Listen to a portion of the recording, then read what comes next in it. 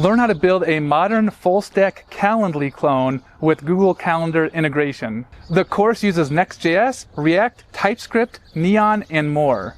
Noor Fakhry created this course. Have you ever tried to schedule a meeting and ended up in a time zone you didn't know existed? You think you've booked a call for Tuesday, but your calendar actually saves it for next Thursday at 3 a.m. during your beach vacation? Yeah, we've all been there. Or maybe you've played the never-ending game of email ping pong. Does Tuesday at 2 work for you? How about Wednesday at 4? Actually, how is 2037 looking? Well, the chaos stops here, because today you're gonna build and deploy your own scheduling app, one that helps people book meetings in just one click and no psychic powers required. Just like Calendly, the scheduling tool loved by millions around the world. Now imagine building something like Calendly, but you made it. That's right.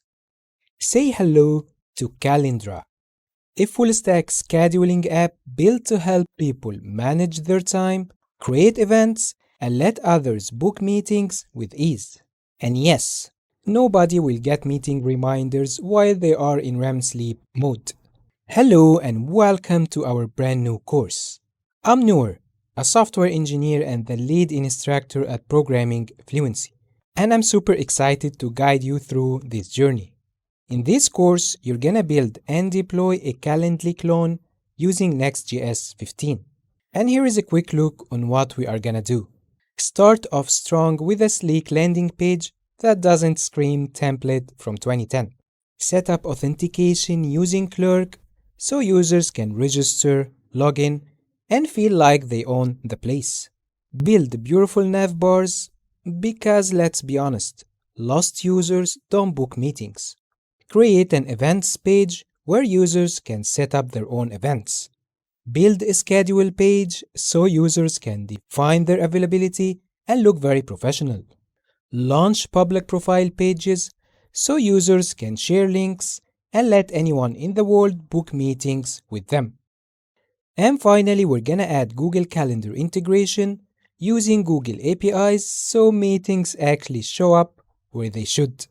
And we're gonna build all of this using Typescript for clean and type-safe code, React 19 for interactivity and seamless user experience, Tailwind CSS version 4 for styling, because let's be honest, writing vanilla CSS is like writing code on a typewriter. Chatcn UI components for that polished modern feel, Neon as our Postgres database, and Drizzle ORM for type-safe queries. By the end of this course, you won't just have another portfolio project. You're gonna have a real application that solves real problems and showcases your full-stack skills. So, if you're ready to level up and build something impressive, come join me and let's build something amazing together. Hey everyone! Before we jump into building our Calendra app, let's take a quick peek at what we're gonna make. This app is all about making it super easy to schedule meetings, keep track of availability, and stay on top of things. No more endless back and forth messages. So let's check out how it all comes together. If a user is opening our application for the first time ever, they are going to see this landing page. And here they are gonna get the option to sign in with Google. Of course, if you're using the Calendra app, you have to have a Google account, okay? Because this app will be synchronized with the Google Calendar. So, the only option any user will have to sign in or register a new account is using their Google account, okay? So here I can choose to continue with Google, sign in with Google, or I can choose to sign up, whatever. This will take me to the register page, or I can sign in. Also, it's gonna take me to the login page. See here, this is the login routes, and if I click on sign up, it's gonna take me to the register route. And of course, as you can see, our application is deployed to the internet. So I'm gonna continue with Google, verify you're human.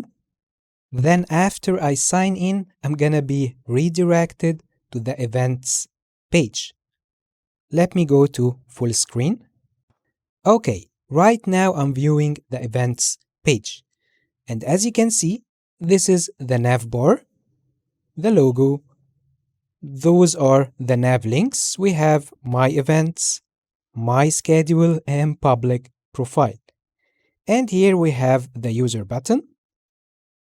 If you click on it, you're gonna get a user panel like that, where you can manage your own account, or you can even sign out. Let's sign out. And let's log in one more time.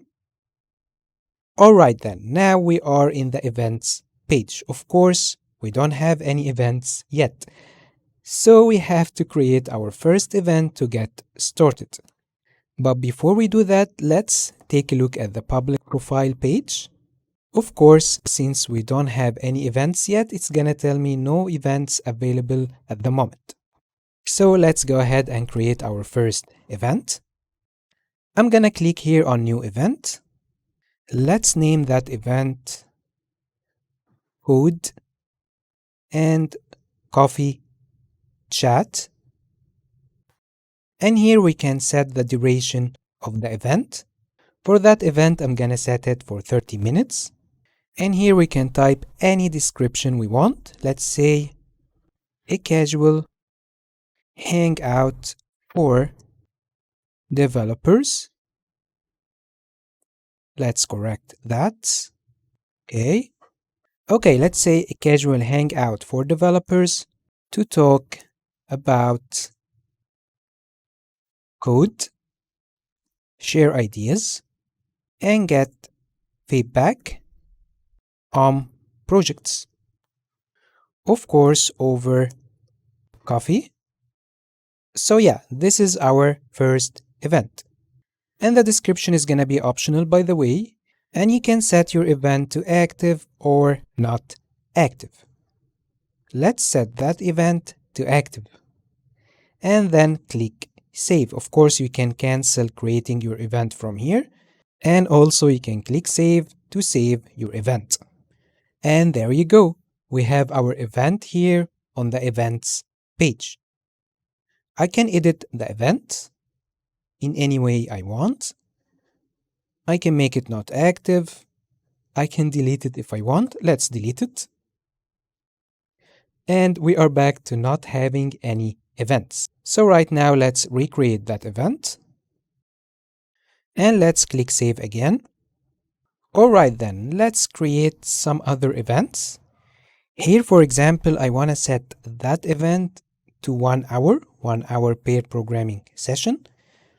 So if here I say 60 minutes and then click save, it's gonna be translated to 1 hour here on the events page. And also here, as you can see, we have that event intro to JavaScript workshop. It's translated to 1 hour 24 minutes and so on. Now I want to create a 15-minute intro call for 15 minutes. But let's say that I want to make that event inactive for a while. Okay, let's say I'm not ready for a 15-minute intro call these days, but I'm gonna be ready for it in a few days, okay? So let's click save. And as you can see, when we go to the events page, we get that event here without the copy link button because this event is not active. Let's add our last one. Here, this is a podcast guest interview. I'm gonna make it 95 minutes. And this is the description. Click save. And there you go. Those are our events. Of course, we are having an event card for each event. So right now, if let's say I copy that link, it's gonna tell me link copied successfully. And right now I want to send that link to anyone in order to be able to book that event with me, okay? I like football, by the way. Let's say that I have some friends who like football as well, and they want to book 45 minutes with me to watch big games together. As I told you, I'm gonna copy that link, and let's say that I have a friend here who're gonna paste that link in their browser, click enter, and of course, that friend doesn't have to be a user of our app. As you can see, they are directed to the event page without signing in. And this is, by the way, the nav bar for the public view. We're gonna have a public nav bar, which has login and register, and a private nav bar, which we already saw. So right now, as you can see, let's say that my friend want to book that event with me. It's gonna take him to the event page, and here it's telling him book that event with Noor Fakhry, but at the moment he's currently booked up. Please check back later or choose a shorter event. Okay, why is that? Why he's seeing this message? Because I didn't set my schedule yet. For now, I don't have any schedule. So I'm gonna go ahead to the My Schedule page, and let's say that I am available on Tuesdays from 12 p.m. to, let's say, 1600, which means 4 p.m. And let's say that I'm also available on Fridays, okay? Let's say from 9 to 5, okay? I'm gonna click save. And right now I get schedule saved successfully. So if I go back here to that page and my friend reloads his page, as you can see, my friend here gets a form where he can book that event with me. Here the time zone is gonna be the time zone where the user actually in. Of course, I live in Cairo in Egypt, so this is why I'm getting that time zone. If someone lives in the United States, for example, they are going to get the United States time zone and so on. We're gonna apply all of that logic ourselves, okay? I hope you're excited. So, here I'm gonna pick a date.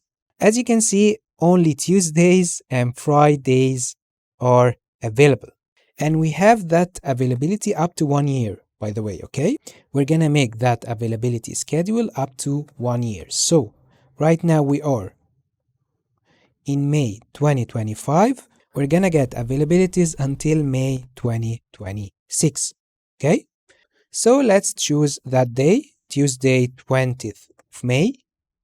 And then here I'm gonna select a meeting time. Of course, those are the available time slots that I have set in my schedule. I'm gonna choose that time, whatever. And here, let's say that my friend's name is Leo Messi. Okay, of course, Messi is my friend. And here I'm gonna create a temporary email. And then I'm gonna copy that email and paste it here. And here, let's type anything. Let's say that Leo Messi is telling me, let's watch the FC Barcelona game together.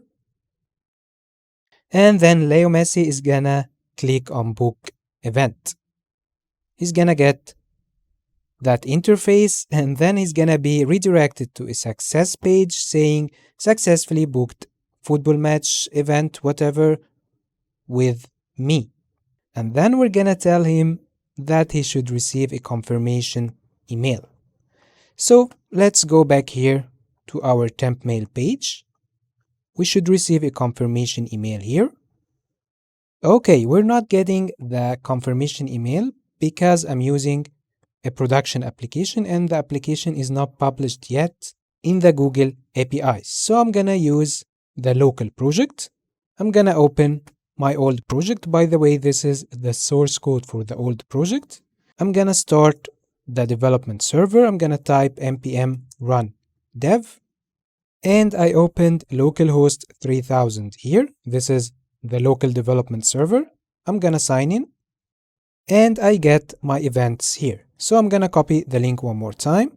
And then I'm gonna go back here, paste the link, but here I'm using the local development server, localhost 3000. There you go. We're getting the event page. Let's book the event one more time. Choose 20. Meeting time, anything. Okay, 1:15 again. Name Leo Messi. Copy that email. Paste it here. Notes. Let's watch the FC Barcelona game or match together. Book event. Okay, hopefully we receive a confirmation email now. Alright then, we get the confirmation email. And in that confirmation email, the event details. Right now, Leo Messi can choose to say yes, he's attending that email. And then he's gonna get that page from the Google Calendar APIs, from Google itself. And right now, let me go to my calendar, choose May 20th. As you can see, the event is booked here on May 20th between Leo Messi and me. And this is the event details, football match, blah, blah, blah, blah, whatever. And those are the notes that he has written to me. So yeah, it didn't work from the production app before because, as I told you, we need to publish that production app in the Google APIs. I'm gonna show you how to do it while we're developing the application. But right now, let's continue exploring our application. Here we've already seen the My Schedule page. Let's check public profile page. Okay, right now I'm viewing my public profile. I'm gonna get that message. This is how people will see your public profile. This is a button to copy the public profile URL. If I click on it, I get that toast message. Those are my public events. If I give that public profile link to anyone and they use that link, they're also going to view my public profile, and then they can select whatever event they want and then book that event the same way we did before. So yeah, that's it. This is a pretty complex project, I know. But I promise you, I'll teach you everything step by step so you don't feel any of these complexities, and hopefully everything will be very simple to you. So enough of me talking and let's get started. And now let's bring the Calendra app to life. And we're gonna kick things off by setting up our project. And since we're using Next.js 15 as a full stack framework for Calendra, the first step is to get Next.js installed and ready to go. So let's create a new project from scratch. Create a new folder here in your desktop. And let's name it Calendra app. And then let's open a Visual Studio Code new window. And then open that folder using VS Code. And then inside of VS Code, let's open our terminal. And if we go to Next.js official documentation, click on Get Started, then choose Installation. You can see that in order to install a new Next.js project, we're gonna need to type that command, npx create next app at latest, which is gonna make sure that you have the latest version of Next.js. Right now, the latest version is Next.js 15, but let's say that you are viewing this video while Next.js 17 or 18 is out there. That command is gonna make sure that you get that latest version, okay? So let's copy that command and let's go back to our terminal and paste that command. But I'm gonna add // in order to install that project inside this directory, okay? The Calendra app directory. Then press enter. then you're gonna get that error. There is a conflict here because the project wanna create the .dist directory and we already have a .dist directory here that was created automatically, so just delete that folder. And then type the command again, press enter. It's gonna ask you several questions. Would you like to use Typescript? Of course. Say yes. ESLint? No. Tailwind CSS? Of course. Source directory? No. App router? Yes. TurboPack? Yes. Customize the import alias? No. Leave it as it is. And now it's installing the Next.js project.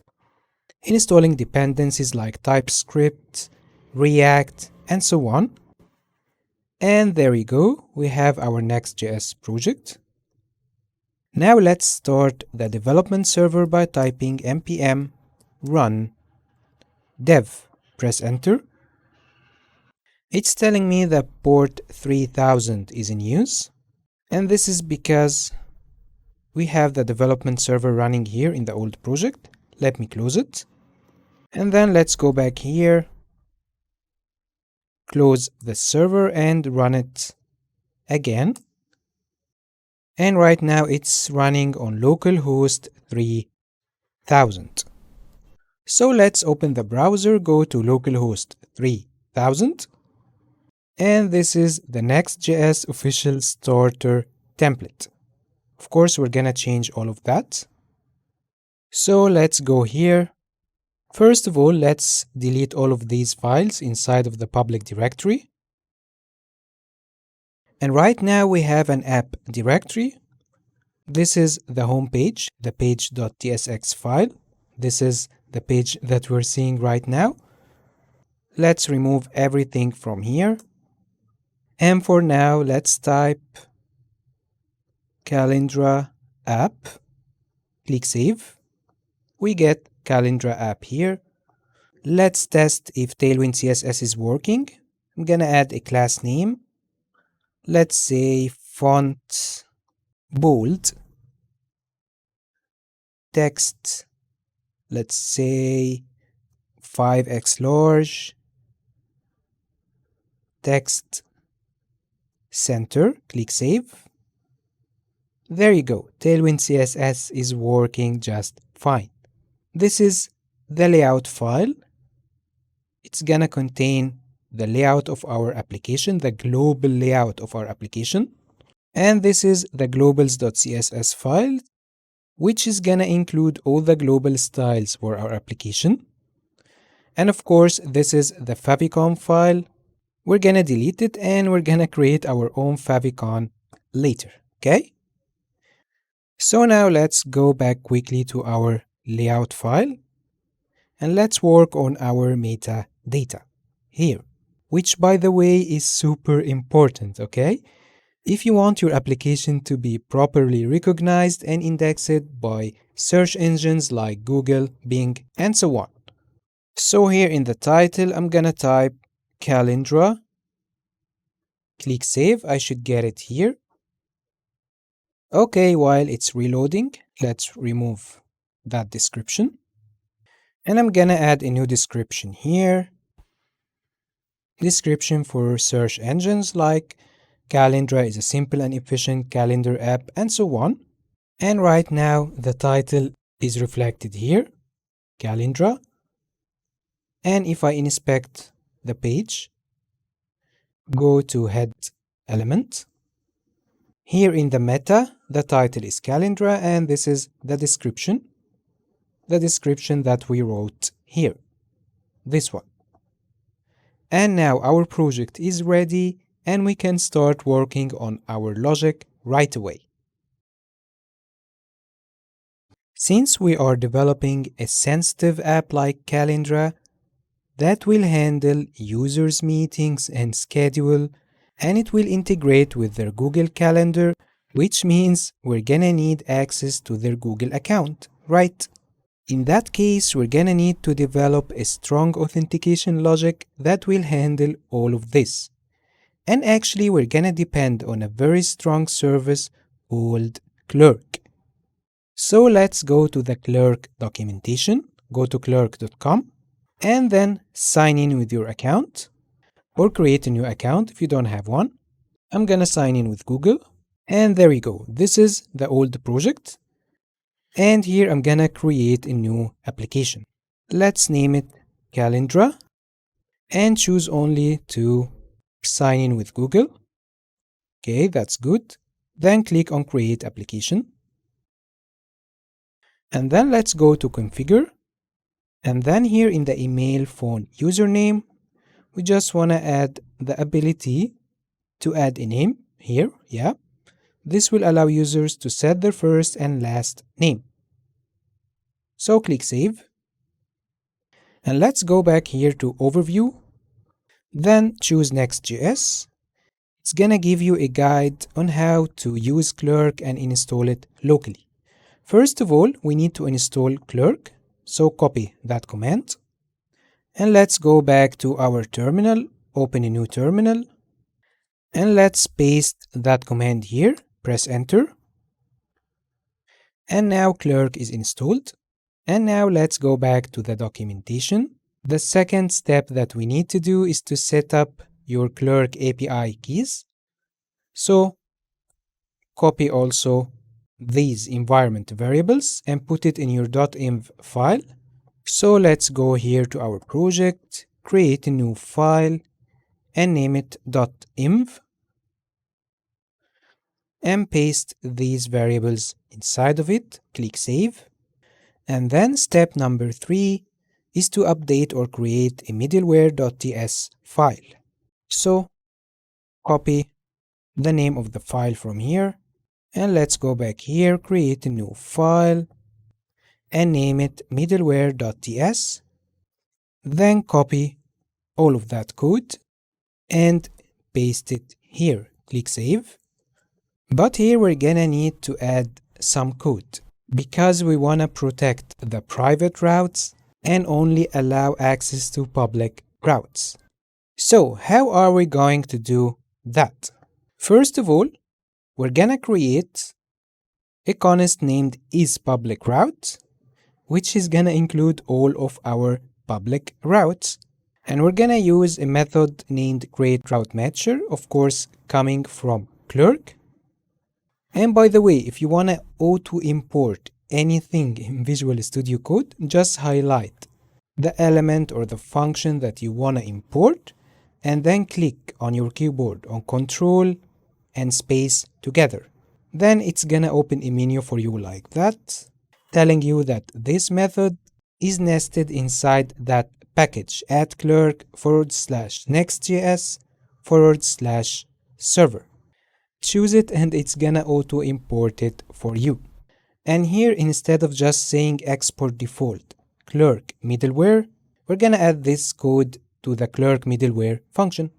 We're gonna give it a callback function that takes an auth and request, and inside of that callback function we're gonna say if the request the user is trying to make is not a public route, call auth.protect, meaning that if this is not a public route, I need you to protect that route. Okay, but what's gonna happen when Clerk protects your private routes? It's simply gonna redirect the user to the login or the register routes, okay? Now click Save and close the middleware file.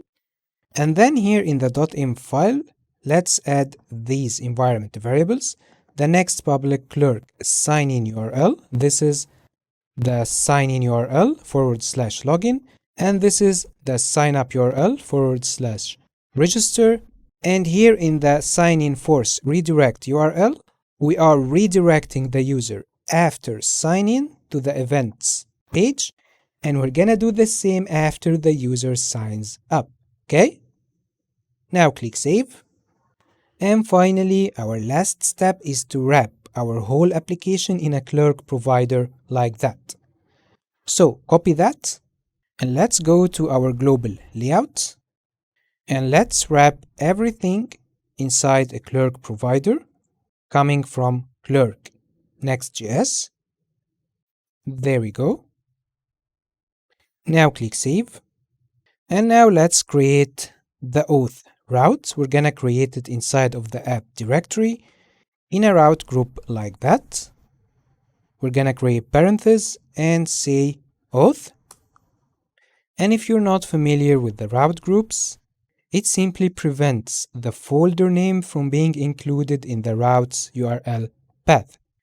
Meaning that when I create a new folder under auth, under that auth route group named login, I can go to login right away.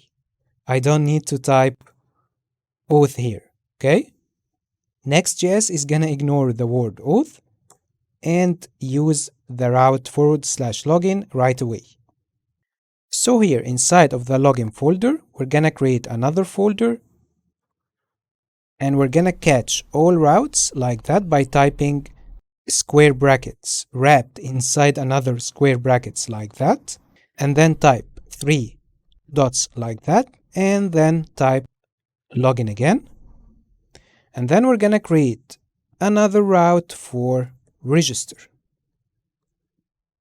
And we're also gonna create a catch all route inside of it, 2 square brackets like that, then 3 dots or 3 periods, and type register. And inside of the login folder, we're gonna create a page.tsx file. And also inside of register, we're gonna create a page.tsx file. There we go. Now let's create that login page. We're gonna say export default function login page. And this function is gonna return a next image like that coming from next image, which is gonna render our logo. So from where are we getting that logo? I'm gonna go here to my old project, go to public assets. I'm gonna copy the assets folder and just paste it here in the public directory. And of course, for you, you can find these assets, the logo and the other icons. You can find them in the source code of this course. And you're gonna find the link for the source code in the description of this course, okay?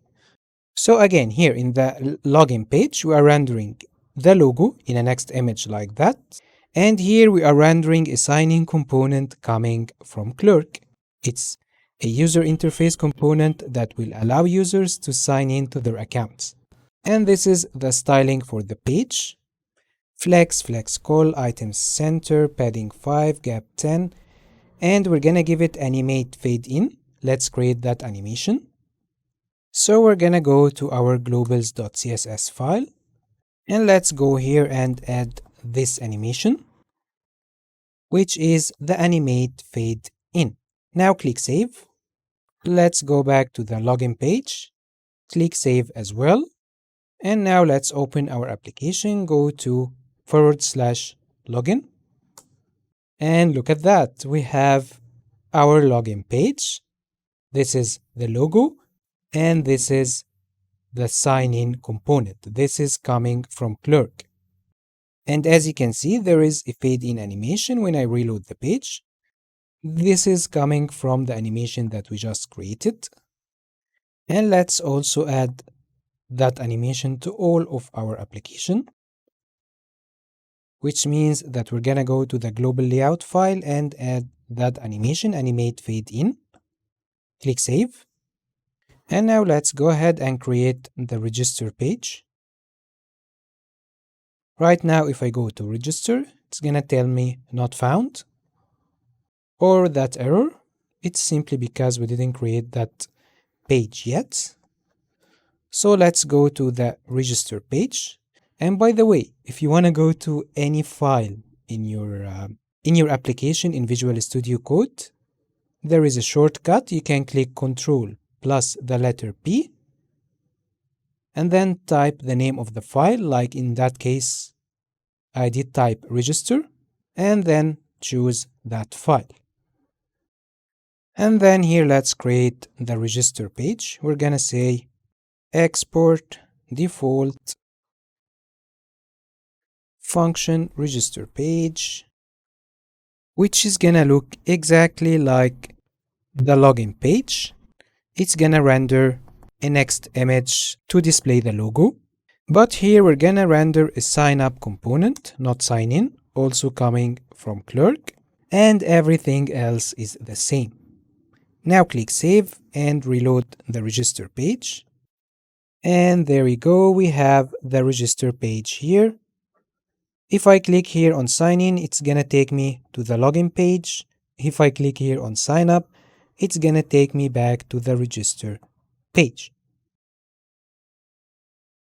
Alright, now that we've got the foundation set up and authentication ready to go, it's time for the fun part, which is designing our landing page. This is the first thing users will see. So let's make it clean, welcoming, and visually engaging. Let's bring some personality to Calendra and make a great first impression. First of all, we're gonna go to the home page. Let's remove that and call this home page. And let's remove that. And also that. And here we're gonna say, if there is no logged in user, return a landing page component. Okay, but from where are we getting that user? How are we gonna know if there is a logged in user or not? Simply here we're gonna say const user equals to await current user coming from Clerk Next.js server, and this is a function we have to call it. And since we are using await here, we have to make this an asynchronous function. And of course, we're gonna define that landing page in a minute. So again, here we're saying if no user, render the landing page. Otherwise, we're gonna redirect the user to the events page. And we're gonna use a method from Next.js called redirect. And that redirect is gonna come from next navigation, like that. Now let's create that landing page component. Copy that, and let's go here to the root directory, create a new folder, and name it components. And inside of it, let's create a new file and name it landingpage.tsx. And now let's create our landing page. First of all, we're gonna make this file as a client component by typing use client at the top of the file. And then here we're gonna say export default function landing page. And here I wanna return a main element like that has these styles: flex, item center, padding of 10, gap 24, animate, and in the small screens, medium screens, and below, we're gonna have a flex call, okay? And then here I'm gonna render a section that will have heading, subheading, and an illustration image. Also, it's gonna have these styles. And then here we wanna render the logo. So we're gonna render a next image coming from next image. Its source is gonna be the logo file. Now let's save all of that, import the landing page in order to see our progress. Save and go to the home page. There you go, this is our logo. Of course, we're not logged in. This is why we are seeing the landing page component. Then under the image here, we want to render a main heading saying your time perfectly planned. Let's save. Okay, nice. Of course, that heading is gonna have these styles. And below it here, we're gonna have a subheading displaying that text. Save. Okay, nice. And here we're gonna have our illustration image. This is also coming from our assets. Again, I'm reminding you, you can find these assets in the source code, and you can find the link for the source code in the description of this course, okay? Click Save. There we go, I'm getting the illustration. And then we're gonna go below that section, and we wanna render the Clerk sign-in component. Of course, that component is coming from Clerk Next.js. And here we are using a theme from Clerk, but we have to install Clerk themes first. If you go here to Clerk documentation, go to docs, and search for themes, you can see that Clerk has many themes like dark themes, shades of purple, neo-brutalism, and so on. So in order to be able to use those themes, we're gonna need to type that command. So copy it, and let's go here, open the terminal and paste that command, press enter. And there we go. Now I can import that theme from Clerk themes. Now if I click save, we can see the sign-in component here. And as you can see, it looks different from the components that we render in the sign-in and register pages because we're using a Clerk theme here. And here we are saying routing hash because we're using the sign-in component in a route that's not a catch-all route. Let me show you what I mean. Let's comment that for now. Click save. And we're gonna get an error here. See, we have one issue here. It's telling you that the sign-in component is not configured correctly. And this is because the home route is not a catch-all route. Before, when we used sign-in and register components here, remember we defined those routes as catch-all routes. And that's why we were able to use that component without the routing hash property. But here, since the home route is not a catch-all route, we have to say routing equals to hash. And there we go, this is our landing page. Of course, it's displayed as flex call here because this is a small screen. Let's make it large. And we get our landing page here. And now that we've laid the foundation of our app, it's time to set up the database for this project. And we're gonna be using Neon as our Postgres provider, and we're gonna use Drizzle ORM for type-safe, developer-friendly way to work with our database. So first of all, let's go to Neon, log into your account or create a new account, and then let's create a new project from here. Let's call it Calendra, then click create, and then click on connect. And then we're gonna need that connection string. So copy it, and then let's go to our project, to the .env file, then paste that connection string here, and we're gonna save it in an environment variable named database_URL. Now click save, and you're good to go. You've created a Neon project very easily. Now let's set up Drizzle. Go to their website, search on Google for Drizzle ORM, or go to orm.drizzle.team, and then click on Get Started, then choose Neon, and then scroll down here until you find the installation commands, and then we're gonna need to install these packages. Okay? So first of all, copy that command, leave out the .env, we don't need it, copy that, and then let's go back to our app and paste that command, press enter. Now it's installed, and then also let's go here and copy that command and leave out that tsx, also we don't need it, and paste it here as well, then press enter, and now we are all set up. Let's close all files, and let's go here to the home directory and create a new folder, and let's name it Drizzle. And then inside of that Drizzle folder, we're gonna add a new file. Let's name it db, which is short for database.ts. And this file is gonna be responsible for establishing the connection with our database. Okay? Press enter. And then, first of all, we're gonna need to initialize the Neon client using the database URL from our environment variables or from our env file.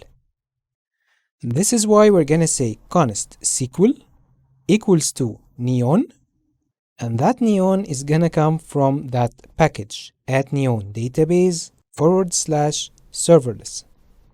And then after that, we're gonna need to create and export the Drizzle ORM instance with the Neon client and schema for type-safe queries. How are we going to do that? We're gonna export a const named db, which stands for our database, equals to Drizzle, and we're gonna get that Drizzle from that package, Drizzle ORM Neon HTTP. So here we're gonna initialize that Drizzle instance using the SQL const that we defined earlier, and its second argument is gonna be an object taking our schema. Okay, but from where are we getting that schema? This is why we're gonna need to create a new file here under Drizzle named schema.ts. And before creating our schema, let's import it here. In the db.ts file, we're gonna say import all as schema from schema /schema. Click save, and now let's create our schema. Inside of this schema, we're gonna need to create our tables, our database tables. And obviously we're gonna have several tables, right? So the first table is gonna be the events table. It's gonna have fields like name, description, and duration. So in order to create an event table, we're gonna say export const event table equals to something called pg table, and this is a function, and that pg table stands for Postgres table, and it's gonna come from Drizzle ORM Postgres core. And this function is gonna take two arguments. The first one is gonna be the name of the table in the database, which is events. And the second one is gonna be an object, which is gonna contain all of our fields. And the first field is gonna be ID, of course. Each item in any table, in any database in the world should have a unique ID. And this is why we're using a package called UUID, or a function actually called UUID. Also, it's gonna come from Drizzle ORM PG core. So this function, UUID, is gonna give a unique ID to each item in the events table. So as you can see here, unique ID with default UUID. And then we're gonna call that function primary key, which is gonna make that ID the primary key of that table. And then we're gonna say .default random. And that function is gonna automatically fills this column with a randomly ID if no value is provided. So again, this is our first field. The next field is gonna be name, which is gonna be a text also coming from Drizzle ORM Postgres core. Okay, this is the event name. And not null means that this field is required. It can't be null. And that name means that the field is gonna have the name. Okay? And here we're gonna provide a description field, which is also gonna be a text with the name description. And it's gonna be an optional description since we didn't say not null. And then we're gonna need to define the duration of the meeting in minutes. So it's gonna be an integer coming from also Drizzle ORM PG core. This is going to be its name, and also it's gonna be required. It can't be null. And then we're gonna need the Clerk user ID, which is the ID of the user who created it from Clerk. We're gonna take his Clerk user ID. It's gonna be a text. Its name is Clerk user ID, not null. So you know the drill. And then we're gonna need to know if that event is active or not. So we're gonna say is active is a boolean, and that boolean also coming from PG core, and its default value is true. And then finally we're gonna need to know when that event was created or updated. And since we're gonna use those two variables a lot, we're gonna define them here in the top. We're gonna say const created at equals to a timestamp. It's a timestamp coming from Drizzle ORM PG core. It's required, and we're gonna default it to now. The default value is gonna be set to now, okay? And then we're gonna say const updated at equals to a timestamp also. Its name is updated at. It's required, it's gonna be default to now. And on update, meaning that whenever it's updated, we're gonna return a new date. So it's gonna automatically updates to current time whenever an update happens, okay? Now click save. And then we're gonna need to create an index for faster querying. We're gonna need to create an index on that table for faster querying. So we're gonna add a third argument here saying take the table and then index it using the table.clerk user ID by using that on function, and we're gonna give it that name, clerk user ID index. And then we're gonna import this function also from Drizzle ORM PG core. And now I think we're done with this event table. And the second table that we're gonna need to create is schedules table. We're gonna need to define schedules table, one per user with a time zone and time stamps. So you know the drill. We're gonna say export const schedule table equals to a PG table named scheduled, which is gonna have ID, time zone, clerk user ID created at and updated at. And then our next table that we're gonna need to define is schedule availabilities, which is gonna store available time slots per day. So also we're gonna say export const schedule availability table equals to a PG table that has ID, schedule ID, but that schedule ID is gonna be a foreign key from the schedule table. And this is why we're gonna need to say dot references the schedule table dot ID. And then we're gonna say on delete cascade, meaning that we're gonna need to cascade delete when schedule is deleted. So if a schedule is deleted from the schedule table, the related schedule availability table item is gonna be deleted with it, okay? And each availability is gonna have a start time and an end time, which is gonna be text, and they are going to be required. And then of course we're gonna need the day of the week, okay? It's gonna be equals to a schedule day of week enum. So let's define that. We're gonna go up here and define a Postgres enum for the days of the week. Of course, this is short for enumeration.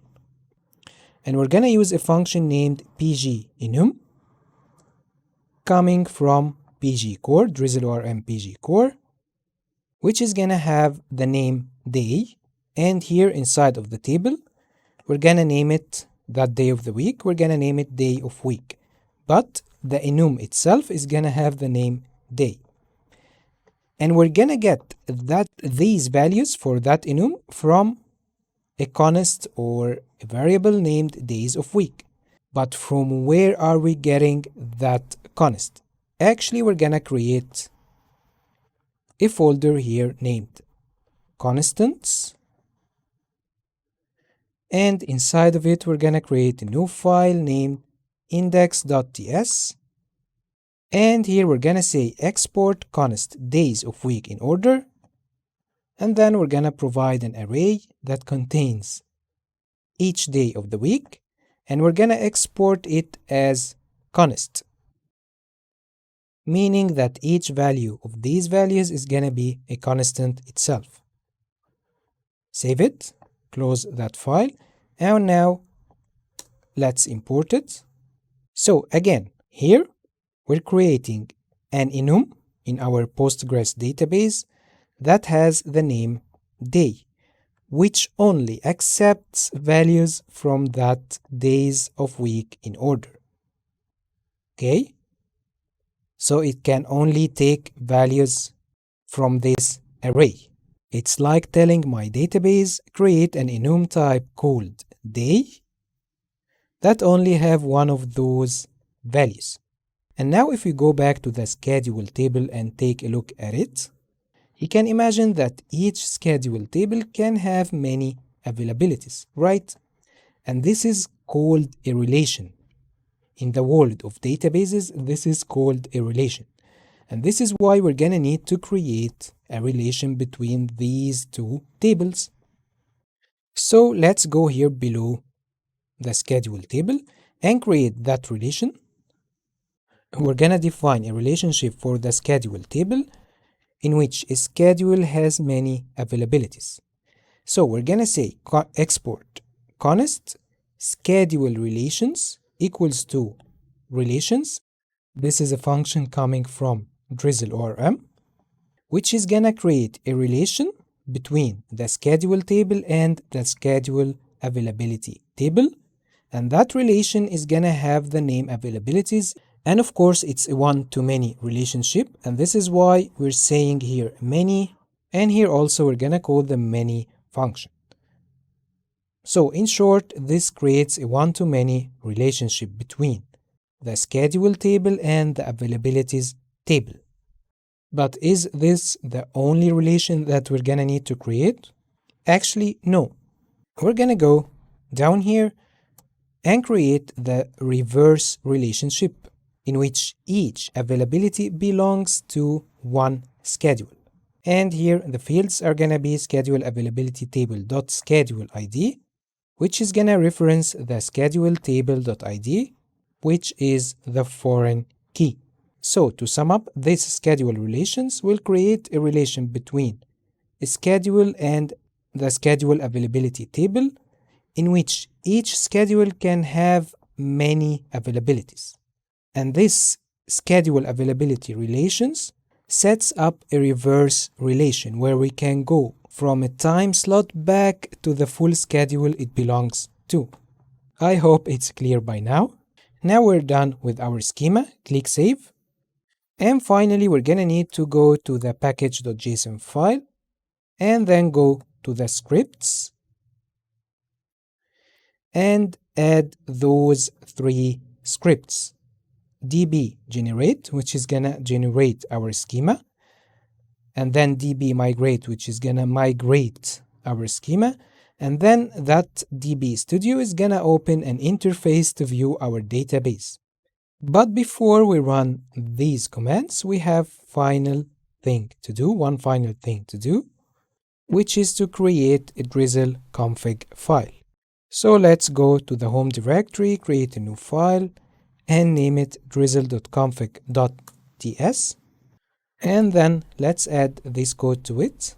We're gonna define our database URL variable from our .env file. And then we're gonna say if the database URL doesn't exist, throw a new error. And then this is just a configuration code. We're defining the path to our schema, the directory where Drizzle will output migration files. We're specifying that we're using PostgreSQL. We're enabling strict mode for stricter validation and type safety. Here we are enabling logging, and here we are passing in the database credentials, which is the database URL, the connection string. Now click Save, and let's run this command. copy it, open the terminal and type npm run, and then type db :generate. Press enter, and it was generated successfully. As you can see, a new folder inside Drizzle named migrations was created. And now let's copy the migrate command and type npm run db migrate, which is gonna migrate our schema. If you open this file here, you can see that the Drizzle code that we wrote has been translated into PostgreSQL here. And finally, we're gonna run this command npm run db studio npm run db studio, press enter, and it's telling you that you can view your database from this URL. Let's click on it, and this is our database. We have 3 tables: events, which has ID, name, description, and so on, schedule availabilities table, and schedule table. And by the way, we can view it also from here in our Neon dashboard. Go to your project and go to tables, and also you can see your tables here. And now our database is ready. Let's move on to the next step. And now that our database is all set up, let's head back to the front end and start by creating 2 navigation bars. One for the public view for people who are not signed in, and another one for authenticated users. First of all, we're gonna need to create a route group here named main. Okay, created under the app directory. And that main directory will contain all of our main logic of the app. So first of all, let's create a layout file for it. Inside of it, let's create a layout.tsx. So here, let's create that layout, export default asynchronous function main layout. And of course, since this is a layout, it's gonna take children as its props. We're gonna destructure the children from the props object, and that children is gonna be of type react.reactNode. And here, let's return a main element, which is gonna have a class name of relative. And here simply we're gonna render the children, meaning that that layout is gonna render all the pages inside of it. Okay, but where are we gonna render our nav bars? Actually, we're gonna render them here on the top of the page, right? So here we're gonna need to render a private nav bar if user exists. Otherwise, render a public nav bar. And this means that we're gonna need to get the user instance. So we're gonna say const user equals to current user coming from Clerk Next.js server. And then here simply we're gonna say if the user exists, render the private nav bar. Otherwise, render the public nav bar. And here, of course, Typescript is complaining because we're gonna need to say await here. And of course, here we're gonna need to create those 2 components, the private and the public nav bars. And let me start by creating the public nav bar, okay? Since right now we are signed out, we didn't sign in yet. So let's create the public nav bar in order to see it. So copy that and then go to components, create a new file, name it publicnavbar.tsx, and then here we're gonna say export default function public nav bar. That's going to return a nav element, of course, since this is a nav bar. And that nav element is gonna have those styles. And now since we wanna see our public nav bar updated live, we're gonna create the book route. For now, the page is not found, so let's go here to the main routes. And under it, we're gonna have a route group named public inside parentheses like that. And inside of public, let's create another folder named book. And inside of it, let's just create a new file for now named page.tsx. And here let's create anything for now. Let's say export default page, function page.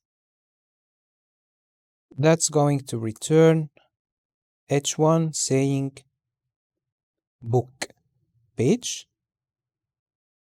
And here let's comment that in the layout file and just render the public nav bar.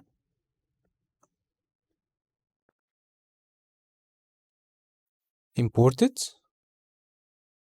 And now let's save here. So there we go. We have our nav bar here. This is the nav element styled like that. As you can see, it has a shadow, shadow to X large. It has a gray background, dark gray background, which is gray 300 and so on. So let's put elements inside of it, like the logo and the login and register buttons. Here we're gonna put the logo, which is gonna render a next link coming from next link. And here it's gonna render a next image coming also from next image. And that image, of course, is gonna render the logo. Now click Save. As you can see, this is our logo. And of course, that logo is gonna point to the login page here. See? And here we wanna render the nav links, which will contain the login and register buttons. Here we're gonna render a component from Clerk named sign in button. This component will point directly to the login page. When the user clicks on that button, it's gonna point automatically to the login page, okay? So let's import it from Clerk. And here we are rendering a button from ChatCN. We're gonna install ChatCN in a minute. But let's also import the sign up button, which will point to the register page, okay? Now let's install that ChatCN button. Let's go to ChatCN UI and let's go to Getting Started Installation, Next.js, and then copy that command. No, sorry, the npm command. Yeah, copy that command. And let's go back to our terminal and paste that command. Press enter. Choose the neutral color or whatever color you want. Then choose use force, because here, as you can see, there is an issue that has been going for a while now because of React 19. We are using React 19 and this will cause a peer dependency issue, stuff like that. So in order to fix it, just choose to use --force, press enter here. And now ChatCN is installed. After you install ChatCN, you're gonna see that a file named components, I think, components.json, yeah, that file. This file has been added to you by ChatCN. Okay, leave it as it is. And also you can see that a lib folder is added, yeah, here. That has a utils file, and that utils file will contain this function named cn. This function is created by ChatCN that will allow us to add dynamic class names to HTML elements, okay? We're gonna use it a lot in our project. So let's close that file for now, and let's add the ChatCN button. Okay, how are we going to do that? Search in the documentation for button. Yeah, this one. This is the button that we want. All we're gonna need to do is to type npx chatcn at latest add button. So copy that command and just paste it here and press enter. Also use --force. And now the button component has been added under components UI button.tsx. So if we go here to the components folder, you can see that a UI folder has been added, and inside of it, this is our button component. Okay, this is created by chatcn. So all we're gonna need to do here is to import that button component from UI button. And there you go. This is our public navbar. Oh, it looks like chatcn has messed up some of our styles. Let's see what's going on. Let's see the globals.css file. So yeah, I think that chatcn added that Tailwind animate CSS, but we don't have it yet. So let's install it, copy that, open the terminal, and type npm install that package Tailwind animate CSS. And now let's reload the page. And there you go. This is our public navbar. If I click here on the login button, it's gonna redirect me to the login page. And if I click on the register button, it's gonna redirect me to the register page. Yeah, this one. So yeah, this is our public navbar. And now let's go ahead and create the private navbar. Close that. Also close that. And here we're gonna need to create that private navbar. Let's go to components, create a new file, private navbar.tsx, and here export default function, private navbar. And here, before we do anything, let's sign in order to see the private navbar. It's signing in. Verify you're human. Okay, nice. Now we are signed in and redirected to the events page. Remember here in the .env file, we said that after sign in, force redirect to the events page. So also let's create a temporary events page for now. Inside of main, we're gonna create a new route group named private. And inside of private, we're gonna create another folder named events. And inside of events, let's create a page.tsx file. And here, let's say export default function page. That's going to return h1 saying events. Now click save. And there we go, we have the events page here. And now let's continue creating the private navbar. Also, this component is gonna return a nav element, of course, which is gonna have these class names. And here also we're gonna render the logo, nothing different. Import the next link, also the image. Click save. And of course here we are still seeing the private navbar because here we're gonna have to revert back to this logic. So uncomment that. Right now we have a user. So if we import the private navbar, we should see it here. There you go. This is the private navbar. So here below the logo, we're gonna need to render the nav links. Remember, the events, my schedule, public profile, and so on. So we're gonna render them here. It's gonna render a section that has all of these class names and a div, and inside of that div, we're gonna map on something called private nav links. Let's create these private nav links. So let's go to the constants file and say export const private nav links, and those are our links. Each one has an image URL displaying the icon of the nav link.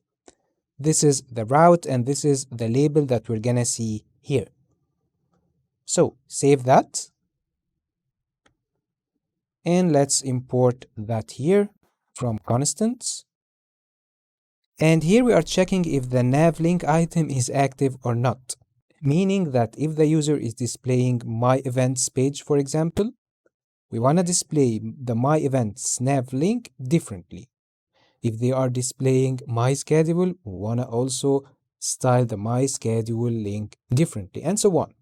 So here we're saying const is active, and we're gonna set it to true if the path name equals to the item.route, or if it starts with the item.route /.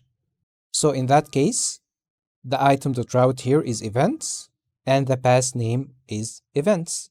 And also if I'm viewing events / anything else, also I want to check if it starts with events, then /. Okay? I hope it's clear. Now we're gonna need to get that path name. From where are we gonna get it? Simply we're gonna go up here and say const path name equals to use path name coming from next navigation. And here, as I told you before, this is the CM function coming from chatCN. As you can see, it allows us to add dynamic class names like that.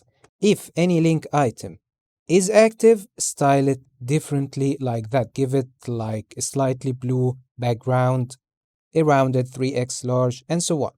So let's import that from libutils. Click Save. And now let's reload the page. So yeah, here it's complaining because use path name is a hook that requires that to be a client component. So we're gonna say here at the top of the file, it has to be on the top of the file, okay? We're gonna say use client. Now click Save. And there we go. This is our nav bar. Now we're gonna need to add the user button here on the right hand side. So below the section here, add the user button, which is gonna render a signed in component. This signed in component, also coming from Clerk, will conditionally render the user button if the user is signed in. Actually, anything you put inside that signed in component will be rendered only if the user is signed in, okay? If the user is not signed in, it's not gonna be rendered. Anything inside that signed in component is not gonna be rendered if the user is not signed in. So let's import it from Clerk, and here also import the user button from Clerk, and now click Save. And yeah, there you go. This is our private nav bar. On small screens, it's gonna show only the icons, and on large screens, it's gonna show also the label. This is the user button. And as you can see here, since I'm viewing the events page, that nav link, my events link, is styled differently with a blue background because it's the active link. So yeah, those are our nav bars. This is the private nav bar, and this is of course the public nav bar. Now let's move on to the next step in our application. Alright, now let's set up the events page. This is where users will see all their events if they made any. And if they haven't yet or just want to add a new one, we're gonna make it super easy for them to jump over to the event creation page, okay? So let's close all file and jump to the events page. Then remove that. And here let's return a section element, which is gonna have all of these class names. We want it flex call, items, center, gap 16, and we're adding the fade in animation. And then here we want to render a page title and a new event button. And this is why we're gonna add a div here. That's going to render an h1 element displaying the word events. And here we're rendering a button from ChatCN that has a link from next link displaying the word create event. And when the user clicks on that link, it's gonna redirect them to the events /new page in order to be able to create a new event. And here we're rendering an icon from Ulises React. It's a calendar plus icon. Very simple. Now let's reload the page. And there we go. We have events and a create event button. If I click on it, it's gonna redirect me to the new event page. Now let's go back here. And of course, the styling of that button is coming from here, from all of these styles.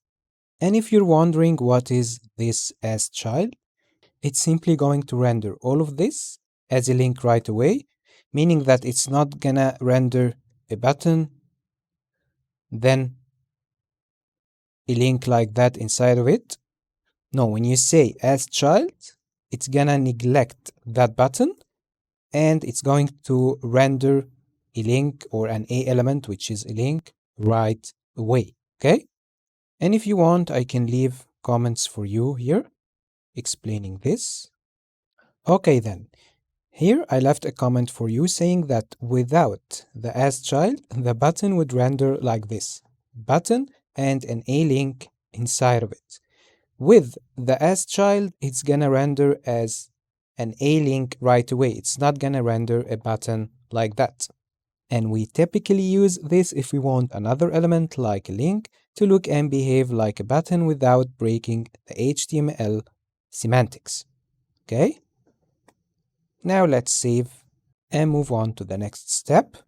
So right now let's create the new event page. Let's go to private events, then inside events, let's create a new folder named new. And inside of new, let's create a page.tsx file. And here, first of all, let's add a comment explaining what does this page do. Then let's create the page. Then inside of this page, I want to render a card from ChatCN. Let's go to ChatCN and let's search for card. And this is the card that I'm talking about. I want to render a card, and inside of this card, I want to render a form, or to be precise, I want to render an event form in order to allow users to create a new event. So, in order to install cards, we're gonna copy that command. Let's go back here, open the terminal, and paste that command. Also, it's added inside of the UI folder. And now let's take a look at the code. This is the card code. Any ChatCN card will have, of course, a card component, then a card header displaying the header, description, then the card content, and then the card footer. So let's here create our own card. We're gonna return a card element that has these styles. Let's import the card from UI card. And then we're gonna display the card header and the card title. Let's import them. And then here we're gonna display the card content, which is the event form component. Of course, we didn't create that event form just yet. We're gonna create it later, but import the card content for now. If I comment this and save, I should see the card here. Yeah, exactly. This is the ChatCN card displaying new event, which will allow users to create a new event. And that styling came from these Tailwind CSS styles. And now let's create that event form component. But before we create it, since we're gonna use form also from ChatCN, let's take a look at it. Okay, here forms, by the way, uses a React hook form, okay? As you can see here, they're saying that the form component is a wrapper around the React hook form library. It uses all of these stuff, but all we care about here is that it uses Zod for input validation. So also we're gonna need to install Zod in order to be able to create our own schema. And this is how forms look in ChatCN. A parent form component that has form field. For example, let's take a look here. If you want to create a form, you're gonna use form from React hook form. And then you're gonna render the form field control equal to form.control. Name, for example, equal to username. And the render method takes the field. You have also form label, you can put username inside of it, and so on, form description. So it gives you a lot of options. And also here they're explaining how to create a schema. As we were saying, we're gonna use Zod, then we're gonna create a form schema, for example, which is equal to z or z.object. Z represents the Zod package. And here you wanna validate the username. For example, you want to specify some rules for the username so that when the user inputs a username, it has to be a string. It can't be less than 2 characters, and it can't be more than 50 characters. So let's say a user entered a username of just 1 character. Let's say they add the letter R. In that case, Zod is going to give them an error saying something like username has to be more than 2 characters. And by the way, we can add a second argument here to specify the type of message you want to provide for the user. We're going to see all of that. And let's say that the username exceeded 50 characters. Also, Zod is going to provide a message or a custom message that we created. And so on. It also has to be a string. So let's say they input the username of a number. Let's say they input the number 10. Also, they are going to get an error. And of course, this is very, very important. You don't want users to enter an unvalidated input or a malicious text or anything like that. So here, this is an example usage. This is a form schema. We're gonna say z.object, and the username, as we said, has to be a string, minimum of 2 characters, and this is the custom message I told you about. You can type whatever you want here. And here, when you're creating your form, you're gonna say use form of type z.infer type of the form schema that you just created, and its resolver is gonna be Zod resolver taking the form schema. So Zod is gonna resolve all of that using your form schema. And then here, of course, you can provide default values like username is an empty string and so on. This is the initial values. And then you define a submit handler like an onSubmit function, which is gonna take values of type z.infer, type of also your form schema. So everything is coming from the schema that you create. And then here you can do anything with the form values, and of course it will be type safe and validated. And that's it. Now all we need to do is to install the form. So let's go here and copy that command. And let's go back here and paste it in our terminal. Use force. And then let's quickly install Zod. Go to Google and search for Zod. Then go to their website. Go to installation.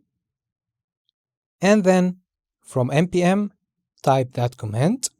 npm install Zod. Let's copy that. And also, let's paste it here. And now we are good to go. Let's copy that event form and go to components. And inside of it, let's create another folder named forms, as we're gonna have many forms in this project. Inside of it, let's create a new file named eventform.tsx. And there we go. It's gonna be a client component file. So at the top, type use client, add a comment here.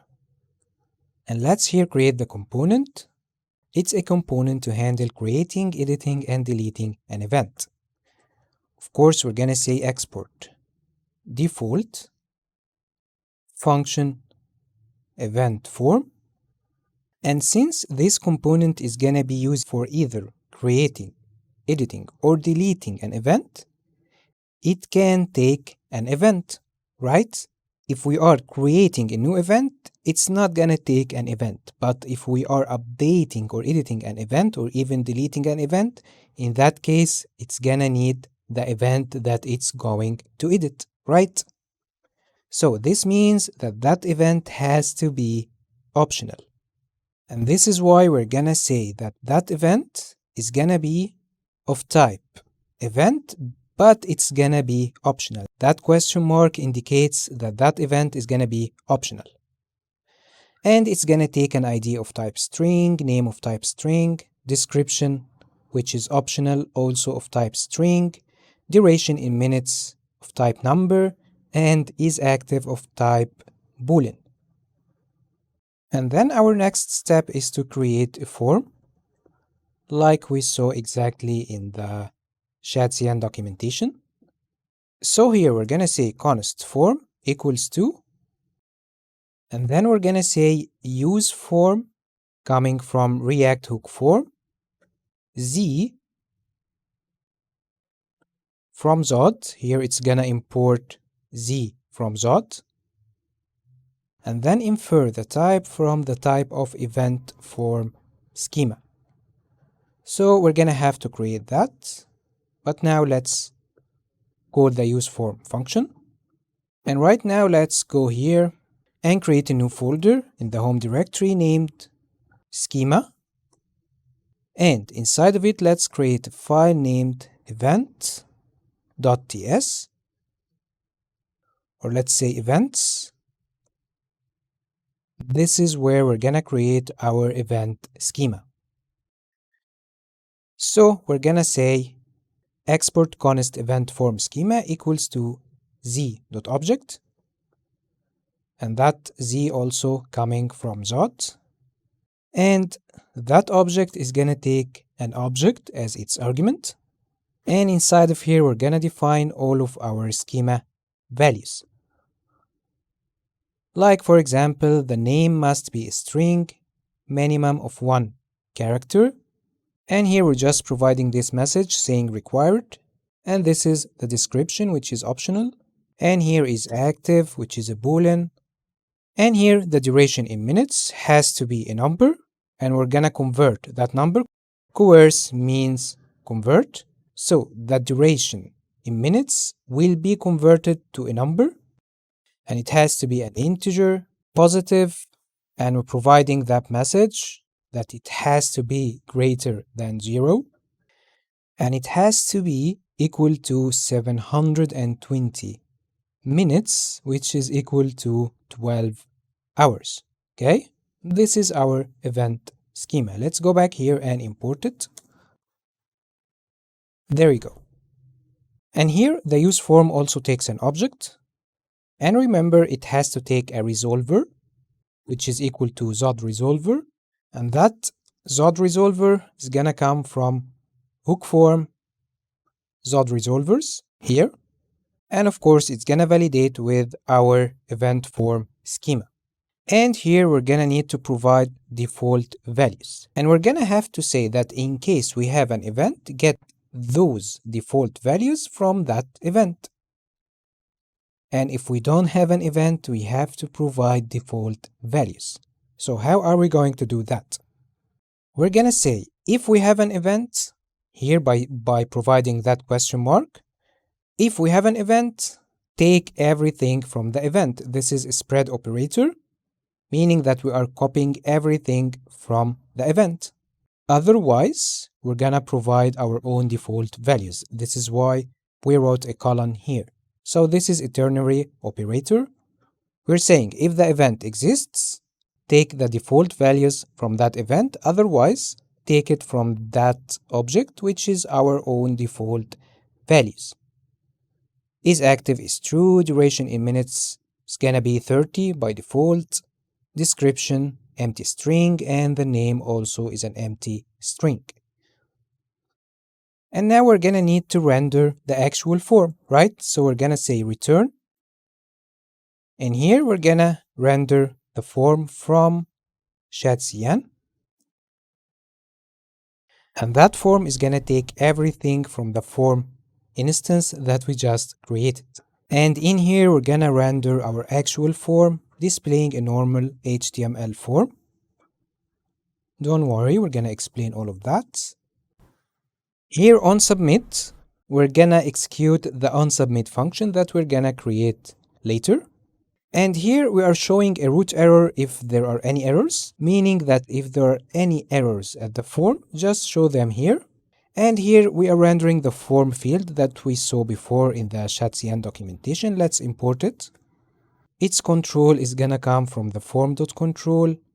And here the name rendering the field. Let's import all of that.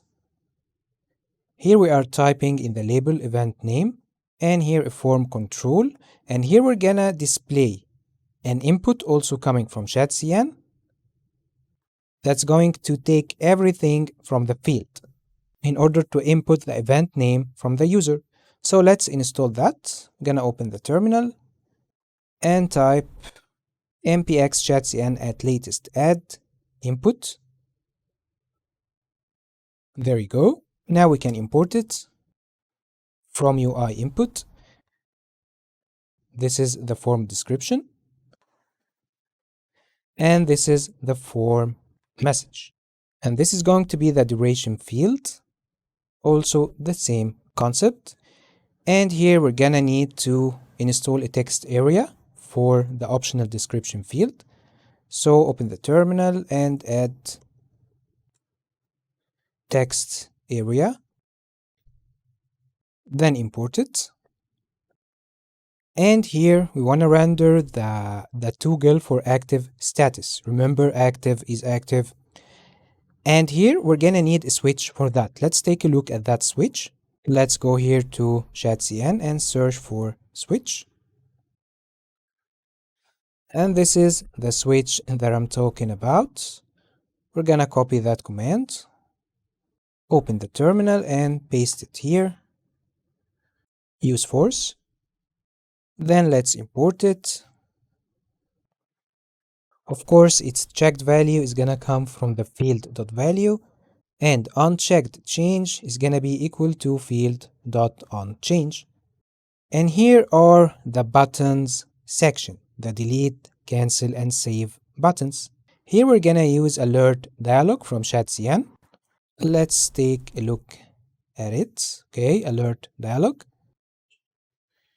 See, when I click here, it's gonna give me that alert dialog with two buttons like that. So let's install the alert dialog, copy and paste that in your terminal, then choose use force. And here we're gonna show the delete button only if the event exists. And then here we're gonna show the cancel button and here the save button. So here let's import all of that. And here we wanna disable the delete button in two cases. If the form is submitting by using form.form_state.isSubmitting, or if the delete is pending. So we're gonna need to create a state for that, right? So let's go up here and let me ask you a question. Are we gonna use a normal use state? Actually not. We're gonna use something called use transition, which is a React hook that helps manage the state of transitions in asynchronous operations. In our case, it's gonna return two values. Is delete pending, which is a state that tells us if the deletion is still in progress. And also it's gonna give us this function, start delete transition, which is a function that we can use to start the asynchronous operation when we are deleting the event. We're gonna use that later. But right now, let's import that from React. And here when the user deletes an event or try to delete an event, we're gonna ask him, are you sure this action can't be undone. This will permanently delete this event. So let's import also all of these alert dialog components. And this is the option to cancel. And this is the alert dialog actual action. And remember when I told you that we're gonna use the start delete transition at some point? This is the point that I'm talking about.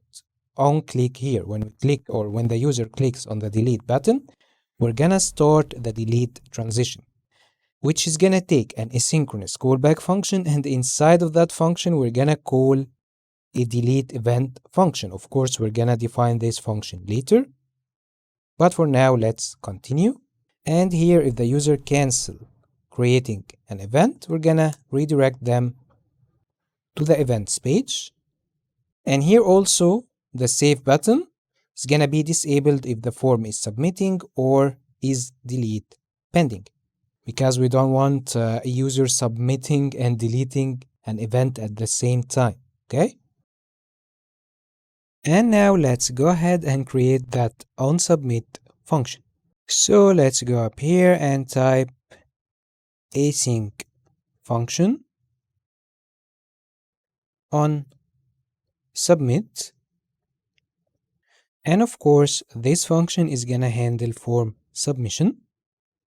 And this function is gonna take values of type z.infer, the type of event form schema. And then here we wanna create an action depending on whether we have an event or not, meaning that if we have an event, then we're gonna update that event. If we don't have an event, then we're gonna create a new event, right? So here we're gonna say, if the event is null, make the action equal to a create event function. Of course, we're gonna create it later. And if the event is not null, make the action equal to update event and bind to this function the event.id. Here we're making the update event always take the event.id by binding it by using that bind method. This is built in JavaScript, okay? And then here we're gonna create a try catch block.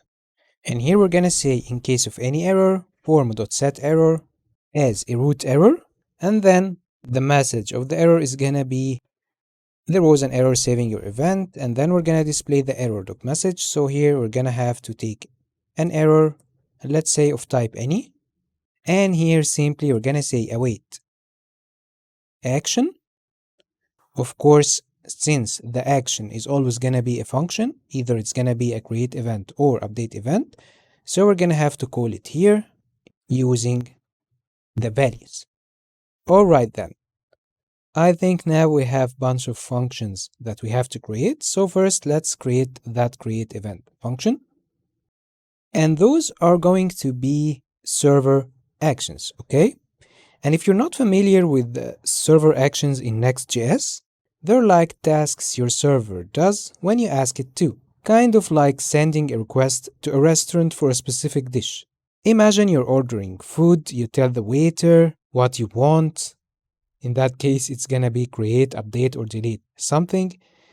And then they are going to take your order to the kitchen, which is that server, where the action actually happens.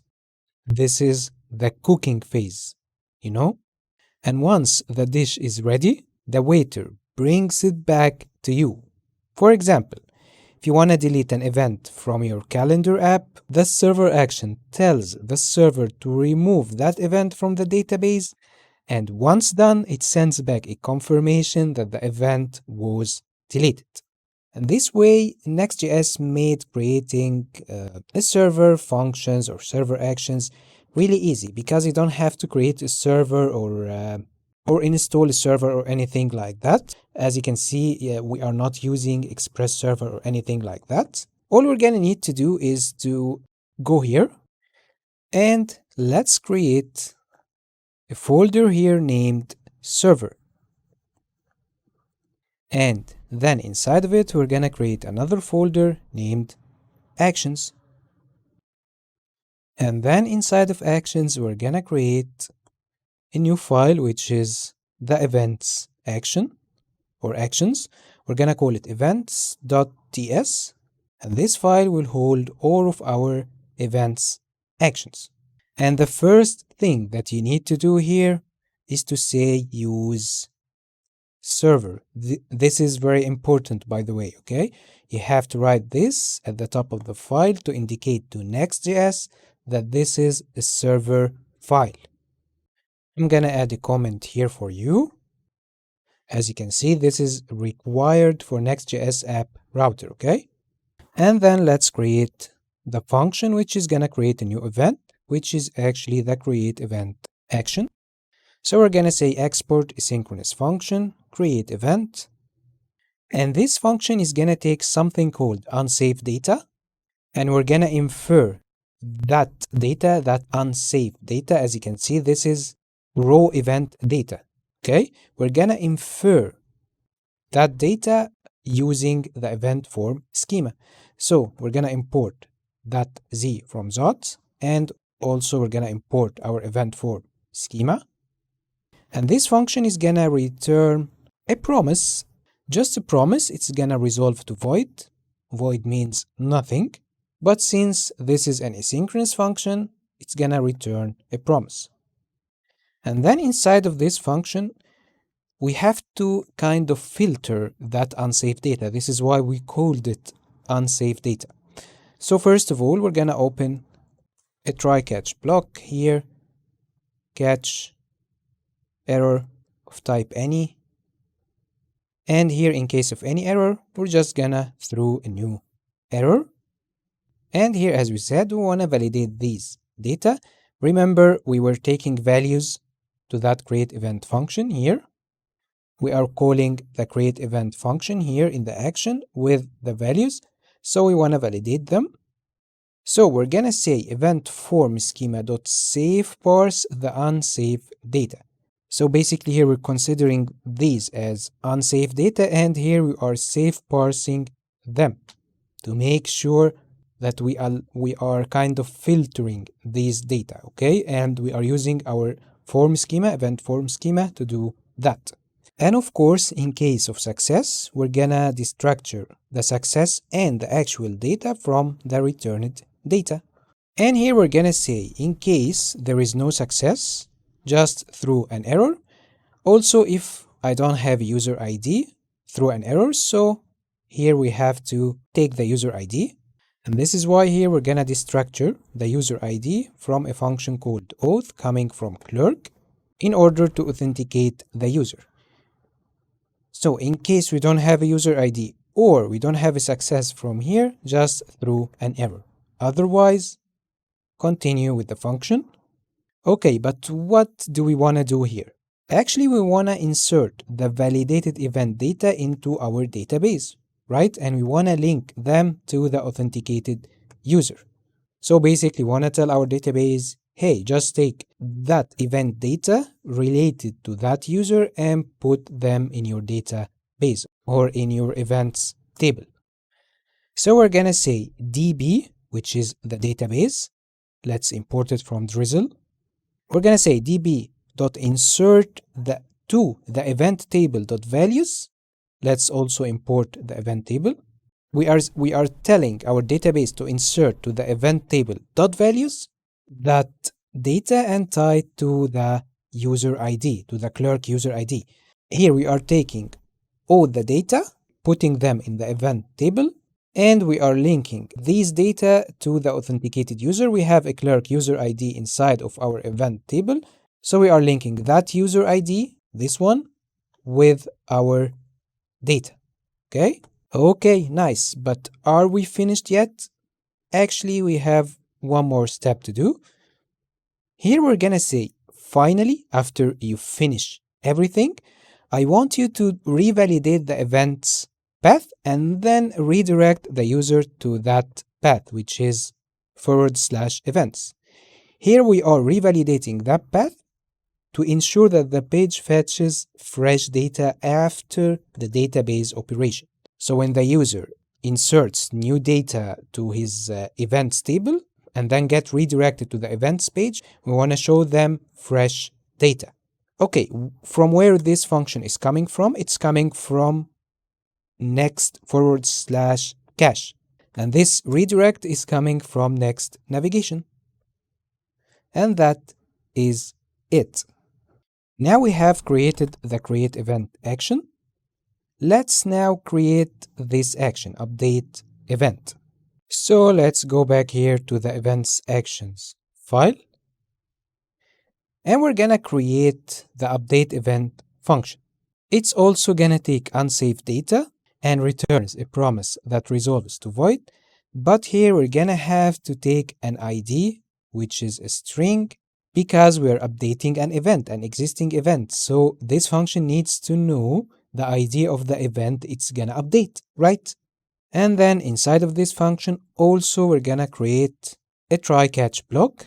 Here we're gonna say try, and let's here add the catch and finally blocks. They are the same as before, as in the create event function. And here also we're gonna do everything as before. We're gonna take the user ID from auth, and then we're gonna save parse the unsaved data. And in case there is no success or no user ID, we're gonna throw a new error. Okay, but what is different here from before? Here, as we said, we are updating an existing event. Here we're gonna say await db.update the event table, set it to the data, that safe data. For right now, they are safe data. As you can see, update with the validated data. And we're gonna say and, because we're gonna give that and function two conditions and we want them both to be true. Okay, what are these two conditions? We want these to be equal, and this is why we are using the equal function here. We want the event table.id, that event table, to be equal to that ID, which is the ID we gave to the function here. And at the same time, we want the event table.clerk user ID to be equal to our user ID coming from here. Okay, great. But where are these functions coming from? Where do you think? Of course, they are coming from Drizzle ORM here. And also the equal function is gonna come from Drizzle ORM. Okay, great. And then we are destructuring something called row count from the returned data. If it's equal to 0, that means that the event wasn't updated. It's either not found or not owned by the user. Any of these conditions will return false at this point if row count equal to 0. In that case, we're gonna throw an error. Otherwise, we're not gonna do anything actually, because that means that the event was updated successfully. So we're gonna go here to the finally block, revalidate the path, and also redirect the user to the events page. Now let's go back here and import the update event function. I think we have one more function to define, which is the delete event function. Yeah, this function. We're gonna call this function when a user wants to delete an event here on click. Of course, this is the delete button. So let's also go here to the events actions file, and you know the drill. There is nothing different here. We're gonna create this function delete event, which is gonna delete an existing event from our database. It's gonna take the ID of the event it's gonna delete, return a promise that resolves to void. It's gonna take the user ID to authenticate the user. If there is no user, we're gonna throw an error. Of course, here there is no data to validate. There is no unsaved data because we're just deleting the event. We're not validating any data. So here we're gonna actually delete the event by writing that code await db.delete from the event table, where we're using the and also to make sure that these two conditions return true, where the event table.id equal to that ID we gave to the function here, and also the event table.clerk user ID is equal to our user ID from here. And also if no event was deleted, through an error. That means that the row count equal to 0. If it's not equal to 0, then that means that the event was deleted. So we're gonna execute the code here inside the finally block, which is gonna revalidate the path, the event's path, and then redirect the user to the events page. Now let's go here and import this function. And I think we're good to go. Now let's click save and check our application. Let's go to the events new page, reload the page. Oh, I think we forgot to import the event form here. So let's go back to our page, yeah, and remove the comments from here and import the event form component. And let's go back here, reload. And there we go. We have our event form here. Let's try to create a new event actually. Let's name it test event, duration 30 minutes. Let's say here test description, make it active and click save. All right, that's great. We are redirected to the events page, which means that the event was created. Now let's check our database. Let's go here and reload and check the events table. No, the event is not created here. Let's see here if we have something wrong. Oh yeah, here we forgot to say await. This is an asynchronous operation. So we have to say await here in the create event function. Let's see if we forgot to do it also in the update event. No, actually, we did it. Let's double check the delete event. Also, we put await. Okay, now let's try again. I'm gonna go to create event page.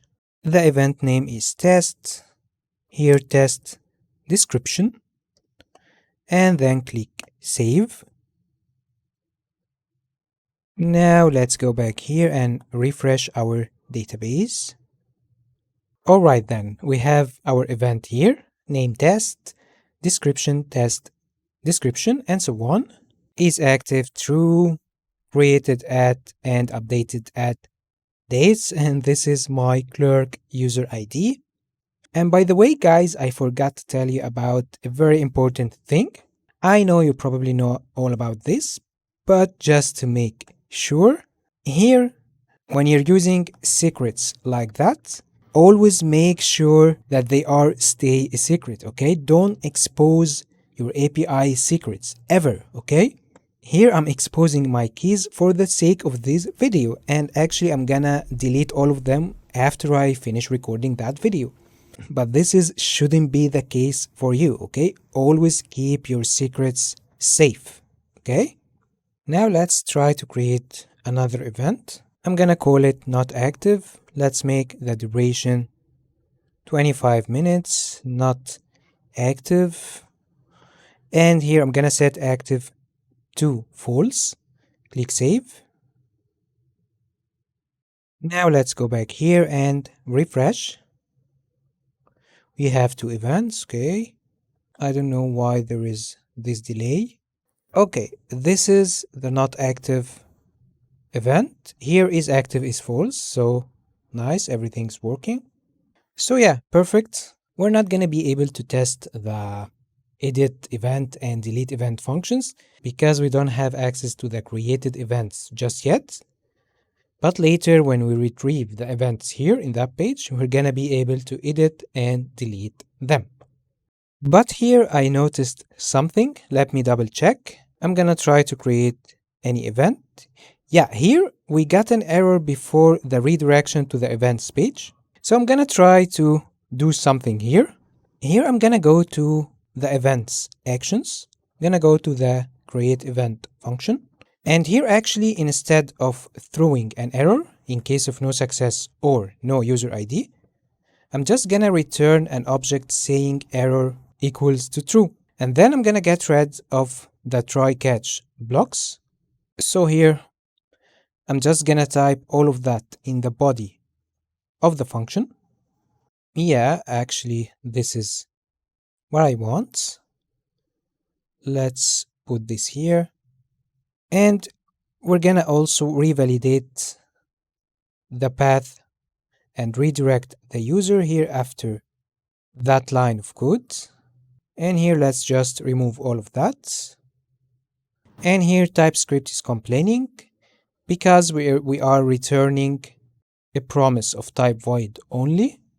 So instead, we're gonna return a promise that's eventually going to resolve to an object containing an error of type boolean, which is true or false, or it's gonna return undefined. Now click save. And here let's go to the event form and also remove the try catch here from the onSubmit function. And here, instead of saying try catch and so on, we're gonna save the returned data here in a const named data actually. And here we simply can say if data.error, and here we are writing a question mark to indicate that this is optional. As you can see here, this function could be returning an error or it could be returning undefined. So if it does return an error, through that error. Otherwise, just do nothing. Just continue with your logic. So let me try all of this one more time. I'm gonna try to create a new event. Okay, anything. Click on save.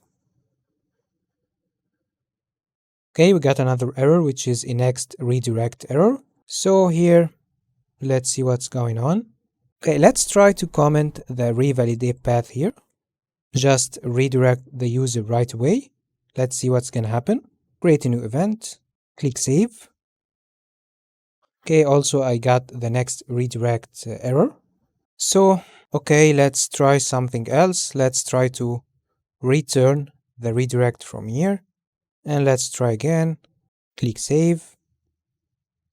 Also the same error.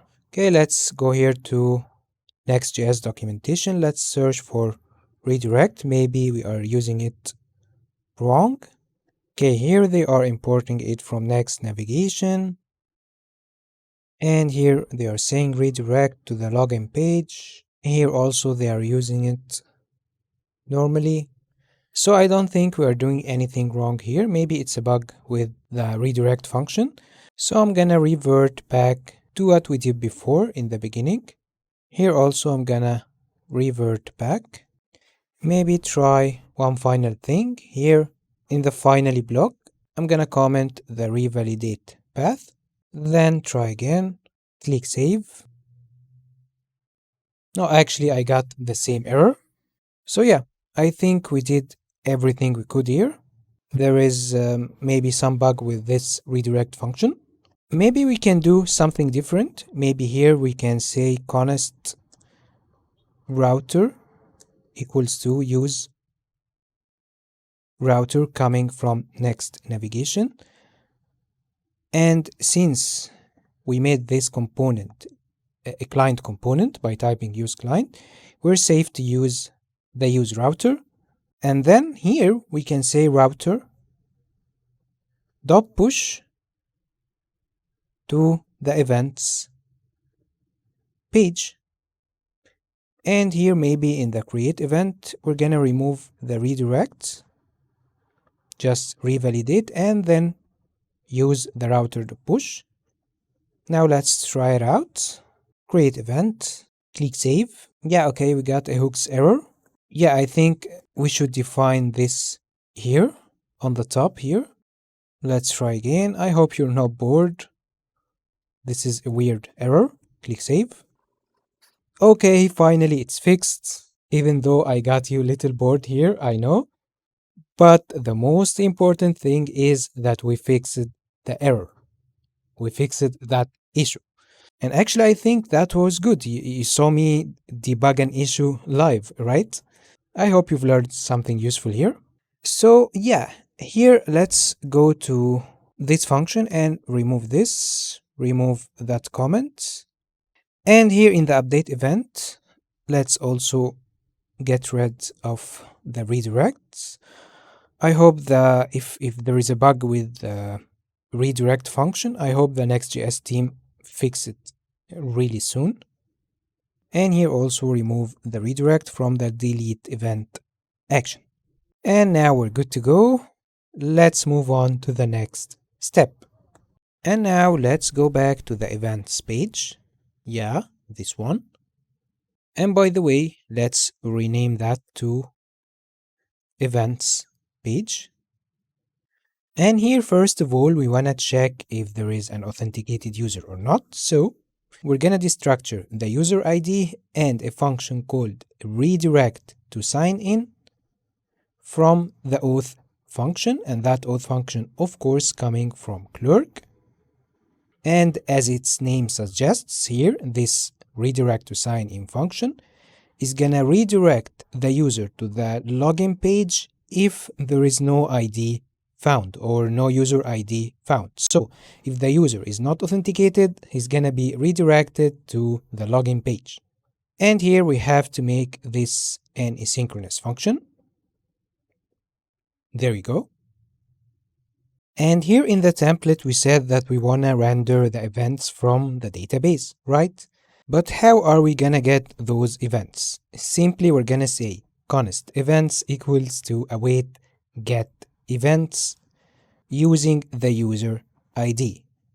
And of course, that get events is a server action that we have to create right now. So let's go to events action. And let's create the getEvents action, which is gonna be an asynchronous function to fetch all events, active and inactive, by the way. We're gonna have another one to fetch only the active events, but more on that later. And of course, we're gonna fetch all the events for a specific user, and this is why it's taking a Clerk user ID of type string. And here we are providing the user ID as we said. And after this function fetches all of the events, it's gonna return a promise that's eventually going to resolve to a type called event row, actually an array of event row. So we're gonna need to create that type. So we'll go up here and say type event row equals to a type of event table dot $infer select, which is gonna infer the type of a row from the event table schema. So that basically means that this is an event row. And here, of course, we said that we're gonna return an array of them because we're gonna return all the events, not just one event. And now let's write the code that's going to actually fetch the events from the database. We're gonna say const events equals to await db.query.eventTable.findMany. So we are querying from our database from the event table, and we're using the findMany function, which is gonna find all the events which matches these conditions. Okay, what are these conditions? Here we are using a where function, which is kind of a filter that's going to take the Clerk user ID from here, and then that user ID column, which is also a reference to our Clerk user ID in our database, but we are just renaming it for clarity. So basically, it's gonna compare that Clerk user ID with the one we have in our database and return the events where the user ID call equals to the Clerk user ID. And here we are ordering the events alphabetically by name. Here we are saying order by name, ascending, sequel, and then we're gonna return the result as a case sensitive. This is why we are using that lower function, okay? And then finally, we're gonna return the events. So now let's go back here and import that action. And then here in the events page, let's go below that div. And then we wanna show events cards if any exist. If we have events, here we are saying if events.length is bigger than 0, map on the events, and display event card for each event. Otherwise, we're gonna show an empty state here, saying you don't have any events yet and so on, and here we're gonna display an icon or a calendar range component from Louiside React. And that's it. And here, by the way, we are displaying those events card in a grid display like that. But in order to be able to see them, we have to create the event card component. So now let's go ahead and create that event card. Copy that and let's go to components. And inside of components, we're gonna create a new folder named cards. And inside of it, we're gonna create a new file, eventcard.tsx. And let's here say export default function event card, which is gonna take all of these props.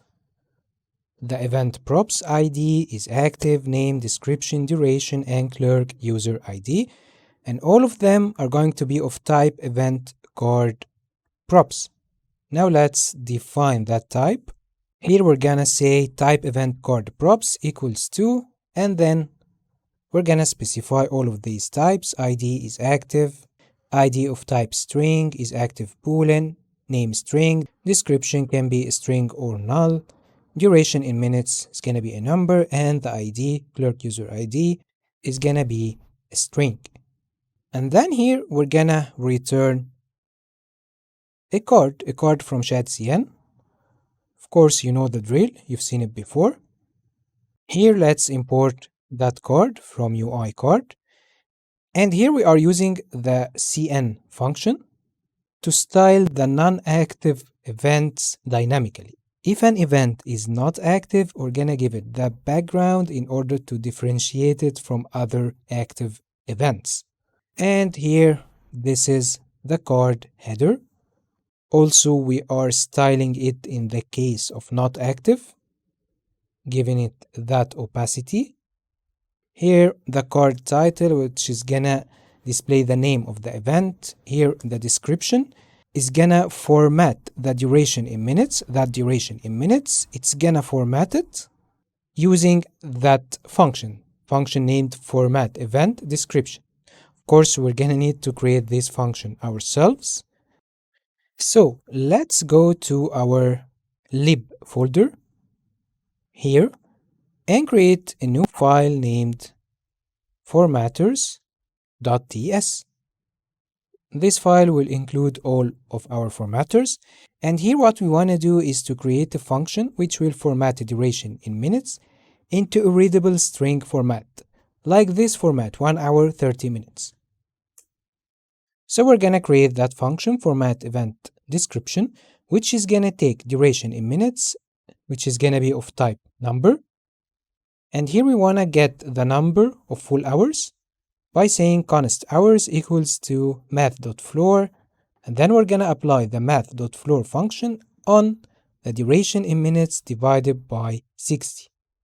And here we wanna get the remaining minutes by saying const minutes equal duration in minutes modulus 60. And here we want to create the minutes string to display 1 minute or 10 minutes. So if the minutes is bigger than 1, we're going to display mins. Otherwise, we're going to display min. And we're going to do the same for hours string. And if there are no full hours, just return the minutes string. And if there are no extra minutes, just return the hours string. And here finally, if we have hours and minutes, we're gonna return both hours and minutes in a string like that. Hours string and then minutes string. So here we can specify that this function is gonna return a string. Okay, nice. This is more type safe. And now let's here in the event card import that function. And then here in the event card, we're gonna show the event description if it's available. So we're gonna say if it's not null, render that card content displaying the description. And then we're gonna display the card footer with copy and edit buttons. So let's import the footer here. And here we're gonna need to create the copy event button and render it if only that event is active.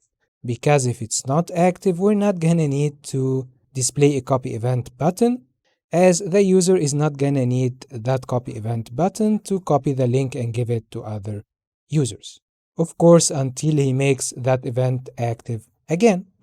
And here the edit button, which is gonna take the user to events edit page. We're gonna create that later, but for now, let's create that component, the copy event button. So copy that and let's go to components, create a new file, name it copy event button.tsx. And now let's create that component. First of all, we're gonna make it a client component. And then we're gonna say export function copy event button. And this component is gonna take all of these props. And here we are saying take any other button props like disable, type, etc. And these props is gonna be of type copy event button props. Now let's create that type. We're gonna say interface copy event button props, which is gonna inherit all native button props. This is why we are saying omit react.comment props button here, except the children and on click, because we want full control over this component. We don't want any other developer or even me. I don't want myself in the future messing up with the on-click or the children of this component, because this component on-click should only copy the event link for the user. And here we want to allow the variant and size props from the chat.cm button. So we're going to say variant props, also extend. Here we are extending the button and also the variant props, which is of type button variants coming from UI button, which is chat.cn button. So in a nutshell, that type or that interface is going to inherit everything from the HTML button except for children and onClick. It's not going to inherit those two props. The variant props, this is coming from class variance authority, which is going to be of type button variants. And if you don't know what variant props is, let's go here to the chat.cn button. You can see that they have used that variant props here from class variance authority here in this file. And here actually what they did when they defined the button component, they have used these variant props type of button variants that they created here.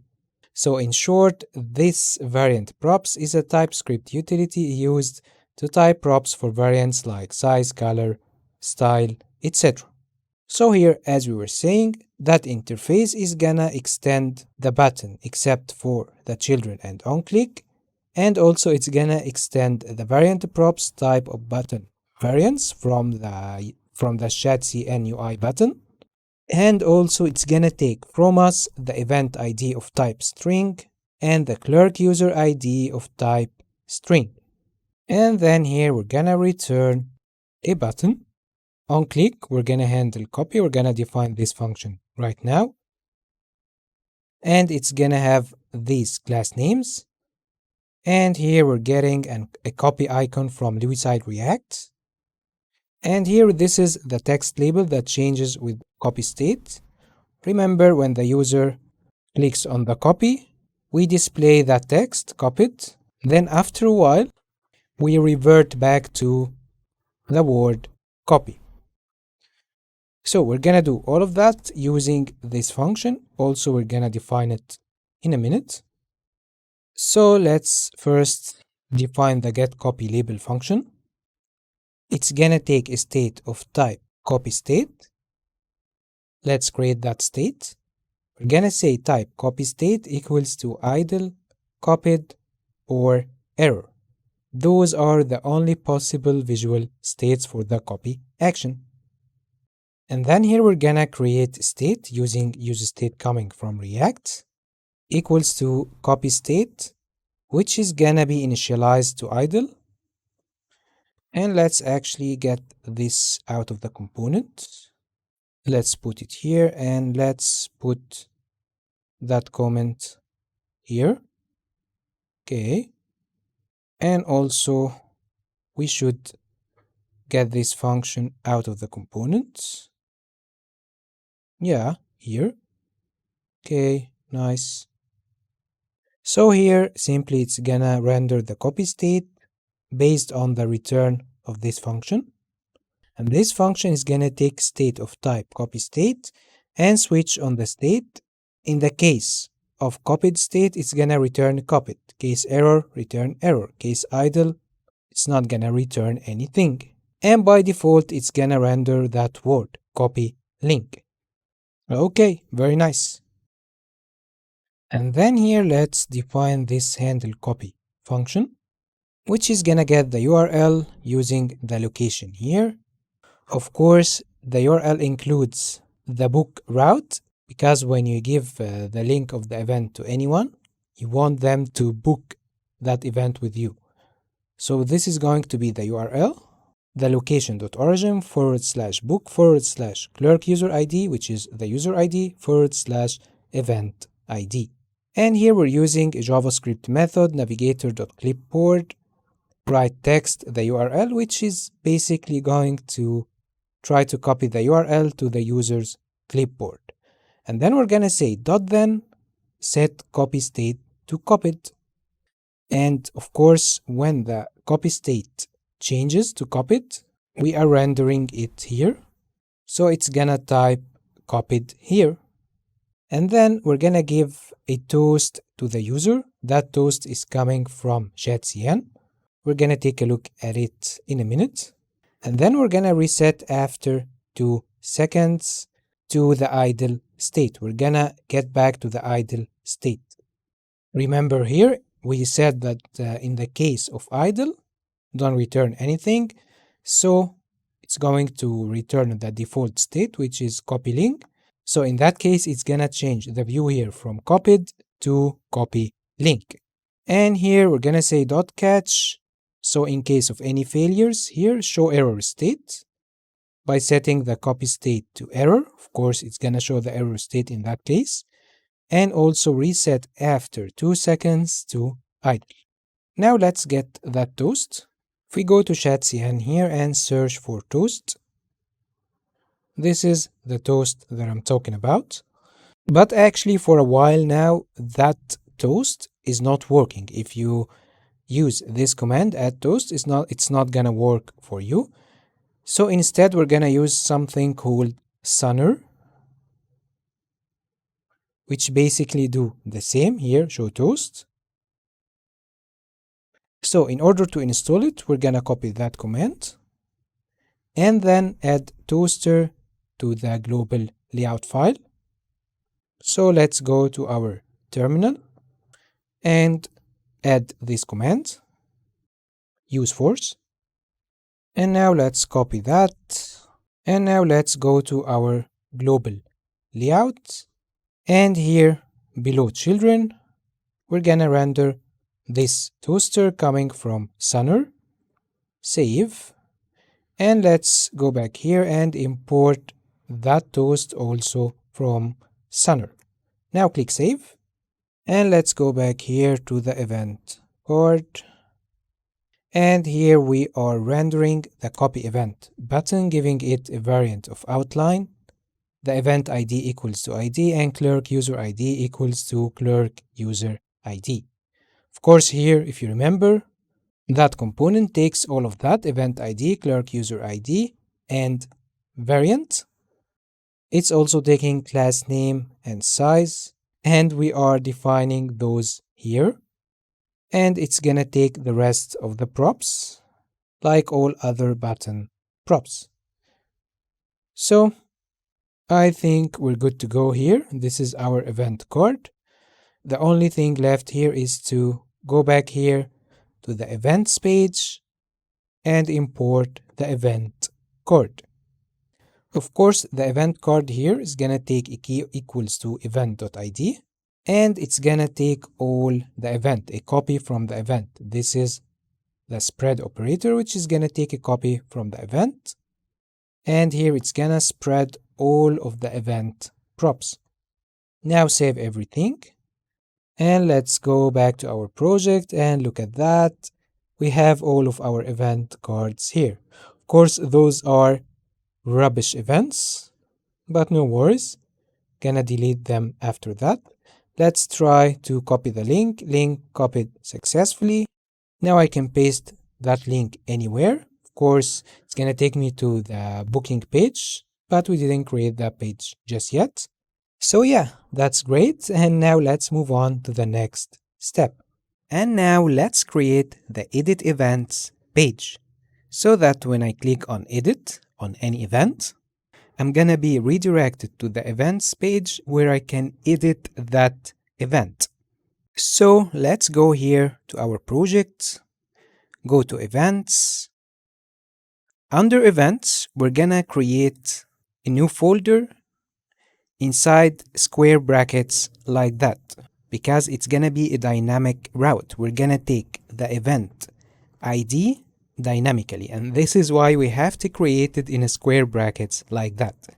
Now press enter, and inside of that folder we're gonna create another folder named edit. So the path will be /events / the event ID dynamically, whatever it is, and /edit. And here in edit, we're gonna create a new file page.tsx. And now let's create that page. You know the drill. Export default asynchronous function edit event page, which is gonna take the params since it's gonna take the ID dynamically. So we're gonna need to take the params as props. And that params is gonna be of type promise, which is eventually gonna resolve to event ID of type string. And by the way, since Next.js 15 was released, when you're using params in a dynamic page like that, you have to use it as a promise or as an asynchronous function like that. You can see here in the documentation, they are telling you that in version 14 and earlier, params was actually asynchronous prop. Before we were just taking params in a normal function, not asynchronous function, and destructuring whatever we want from that params. But they are telling you that this behavior here will be deprecated in the future. Right now in Next.js 15, whenever you are using params in a dynamic page, it has to be defined as an asynchronous function and take it from a promise like that, okay? So back here to our project, we're gonna take the event ID as a string from the resolved promise, of course, from the params. And here also we're gonna take the user ID and redirect to sign in from auth. And here, if no user ID, return a redirect to sign in, which will redirect the user to the login page. And then we're gonna destructure the event ID from the params. And then we're gonna need to get the event that the user is going to edit, right? So we're gonna use a function named getEvent, which is gonna get the event using the user ID and event ID and store that event in a const event. So right now you know the drill, we have to define that event's action. So let's go to the events action and let's create this function, export asynchronous function getEvent, which is gonna take user ID of type string and event ID of type string as well, and it's gonna return either a promise which is gonna resolve to an event row, remember the type event row that we created before, this one. So here it's gonna return a promise that's going to either resolve to that event row or it's gonna resolve to undefined. And here we are getting the event from the database. Of course, it's getting it from the event table.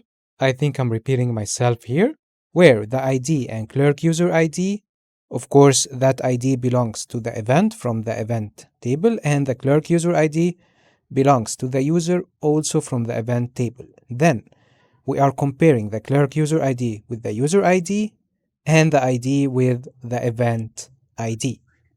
And then it's gonna return the event if it found one, or it's gonna return undefined. Now click save, and let's go back here and import this function.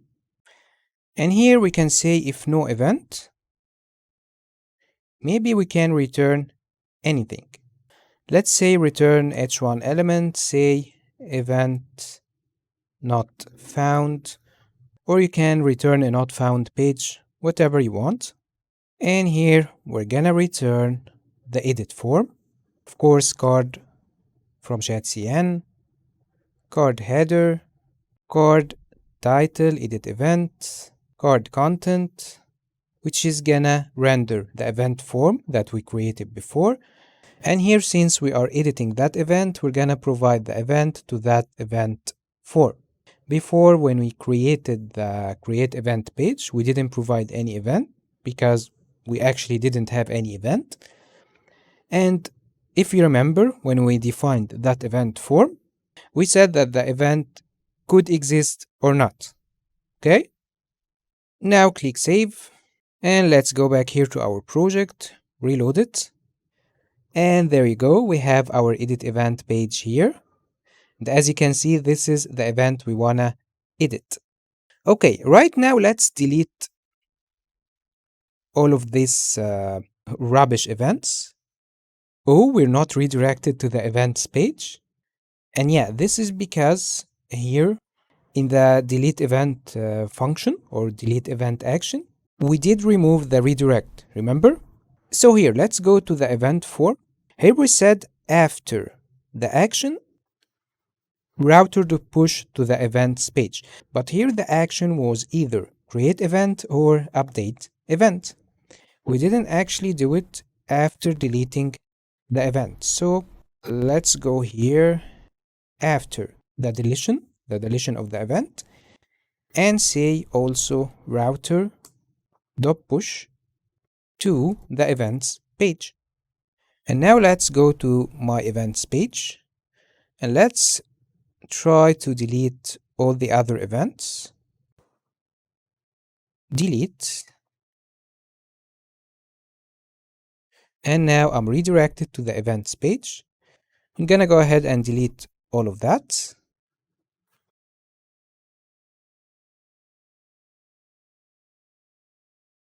Alright, now I deleted all of the events. Let's check our database. And you know what? Let's check it in our Neon dashboard this time.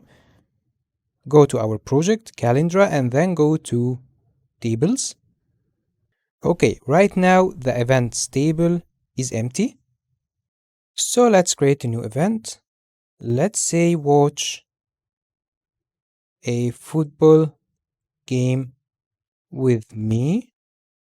The football game lasts for 90 minutes. And here in the description, let's say let's watch a football game together. Make it as active, click save. Okay, right now we have the event 1 hour 30 minutes. Let's check our database. And we have our event here. Perfect. Alright then. Now our next step is to create my schedule page. But I noticed something here. We forgot to create the favicon of our application. So let's quickly do that as it's gonna give some branding to our application. So let's go to a website named favicon.io and here choose PNG to ICO. While it actually says PNG, it can also convert an SVG file. And we actually have an SVG file for our logo, so let's upload it here. Let's go to our project, public, assets, logo, and right now our PNG is ready. So download it, then save it anywhere on your computer. Let's save it on our desktop. Then open this folder. Then see this file, favicon.ico. Copy that file. And here let's go to our project. Go to app, right click, and reveal in file explorer. It's gonna take us to our project. So go to app and paste the favicon file here. And that's it. Now if you go back to our project, reload, we should see it here. And there we go. That's our favicon. And now let's create my schedule page. So here under private, we're gonna create a new folder and name it schedule. And inside of schedule, we're gonna create a page.tsx file. And let me here leave a comment for you on what this page does. And now let's create the page. And here also get the user info, and if no user, return a redirect to sign in. Here you can say if no user ID or user ID equal to null, both are the same. And here import auth. And here also let's get the user schedule from the database using a schedule action named getSchedule. So let's create that getSchedule action. We're gonna go to actions here, server actions, and create a new file here named schedule.ts. At the top, use server. And here also let me leave a comment for you on what this file is gonna do exactly. So here basically we wanna get the user schedule and his availabilities. So we're gonna create two types. Type schedule row, which is type of schedule table, dot infer select. So let's import the schedule table. And since we also want all the availabilities of the user, we're also gonna create a type named availability row, which is gonna be type of schedule availability table dot infer select. So let's also import that. And then we wanna create a type that merges these two types together. Type named full schedule, which is gonna be a merge between the schedule row and the availability row. So here, let's say export type full schedule equals to schedule row, and an object contains a property named availabilities, which is gonna be an array of availability row, okay? And then let's create the getSchedule action. This getSchedule will take a user ID of type string and return a promise that's going to resolve either to a full schedule type or null. And then here simply we're querying our database for the user schedule. So we're querying the schedule table where the clerk user ID matches the user ID, that user ID. And then here we want to include all related availability records. And this is why we're going to say with availabilities equal to true. And then here simply we're going to return the schedule. If found, we're going to return it as full schedule or null if it doesn't exist. And now let's go back here, import this function. And here we want to render a card that's going to render a schedule form. Here import the card components. Here we are rendering a card title and typing schedule inside of it. And for now, let me comment the schedule form. Click Save. Let's go to the schedule page. And we should see the card here displaying schedule. Now let's work on our schedule form. So right now, in order to create our schedule form, we're gonna go to Components Forms. And here create a new file named schedule form.tsx. It's gonna be a client component. And then we're gonna create that component, schedule form, which is gonna take a schedule, of course, and that schedule is optional. It might be undefined. And this is the type of the schedule. It has to have a time zone of type string, which means that it's going to display a time zone, of course, the user's time zone. Also, it has to have availabilities, which is gonna be an array of availability type, which means that we have to create that type. Each availability should have a start time and an end time, of course. Both are strings. And also we need to know the day of the week, which is gonna be type of days of week in order. So let's import that. And here we are using index number because we want the day of week to be either Sunday, Monday, and so on. Because if you don't use the number, if you don't use the number index, that means that you are referring to the entire array type. So the day of week is gonna be of type days of week in order as an array. If we remove this, we are referring to the days of week in order as an array. And this will mean that day of week is gonna be of type array. But actually we want the day of week to be either Monday, Tuesday as a union. I hope it's clear. And here I wanna return a form. That's gonna take everything from our form, of course. We're gonna define that form later. And here I wanna render three main things. I wanna display a time zone selection and availability form grid grouped by day and a save button. And of course, I wanna render all of that inside a form element, normal HTML form element. And here let's show the error message in case of any form level errors. So now let's go ahead and define our form instance. Let's go up here and we're gonna say const form equals to use form, which is gonna be of type z.infer type of schedule form schema. We're gonna define it in a minute. The resolver is gonna be Zod resolver with the schedule form schema. And then the default values are going to be time zone and availabilities. For the time zone, we're gonna take the schedule.timezone if it exists. Otherwise, we're gonna create a new time zone. We're gonna use a function in JavaScript named intel.datetime.format.resolvedOptions.timezone. Okay, this will return the user's time zone. And here for the availabilities, we're taking the schedule availabilities and then sorting it by start time. Here we are using a function named time2float. We're also gonna need to define this function.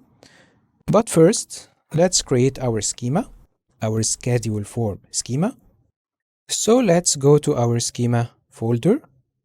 And inside of it, let's create a file named schedule.ts. And then here we're gonna create our schedule form schema, which is gonna be equal to z.object. And then here we're gonna create our schema. The time zone must be a string, minimum 1 character, and the message is required. And then here we are specifying that the availabilities field is an array by saying availabilities equals to z.array.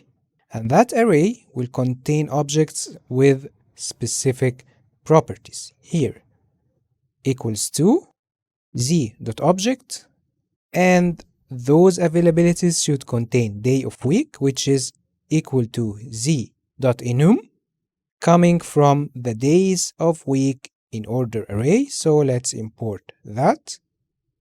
And then the start time has to be a string. And here, this is a regular expression pattern to match the time format, which has to be like that, hour, minutes. Those are valid examples, like this one, 09:15, but just 9:15 is an invalid example. The hour must be 2 digits. So just copy and paste that regular expression. Don't think about it too much.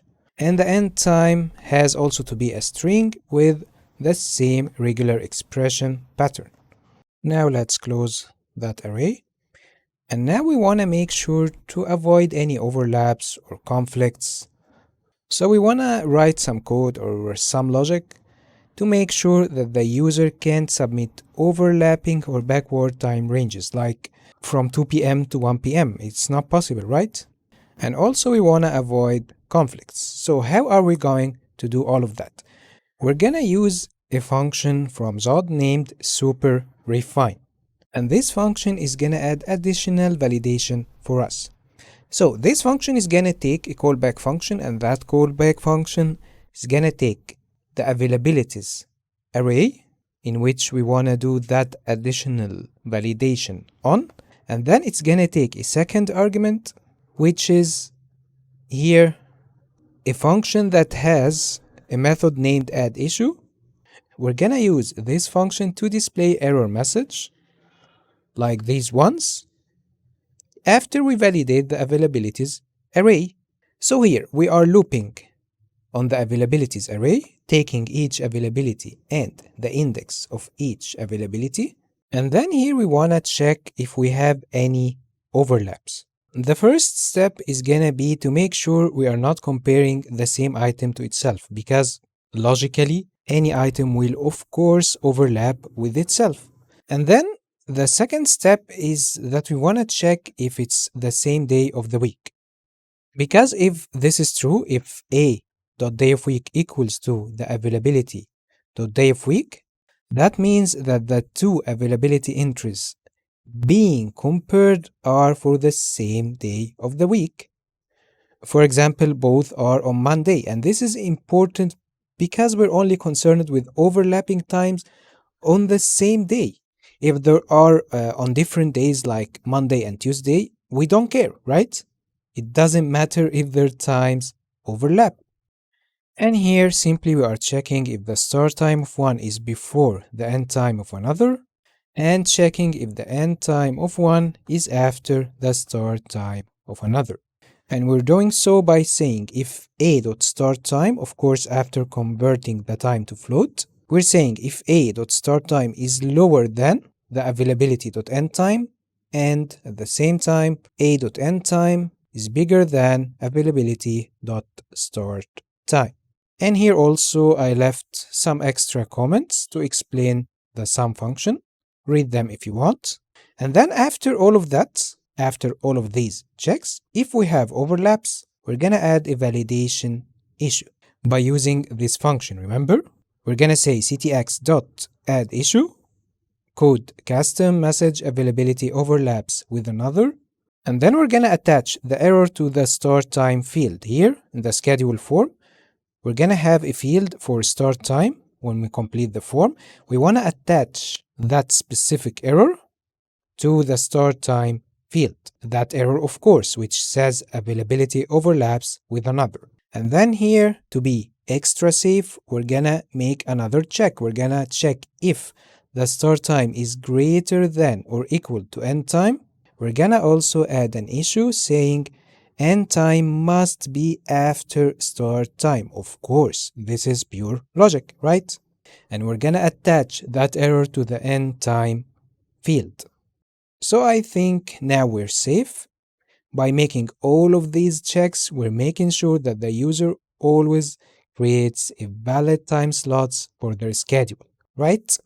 Now let's close this superfine, and we're done with the schedule form schema. I don't think we have anything else to create here.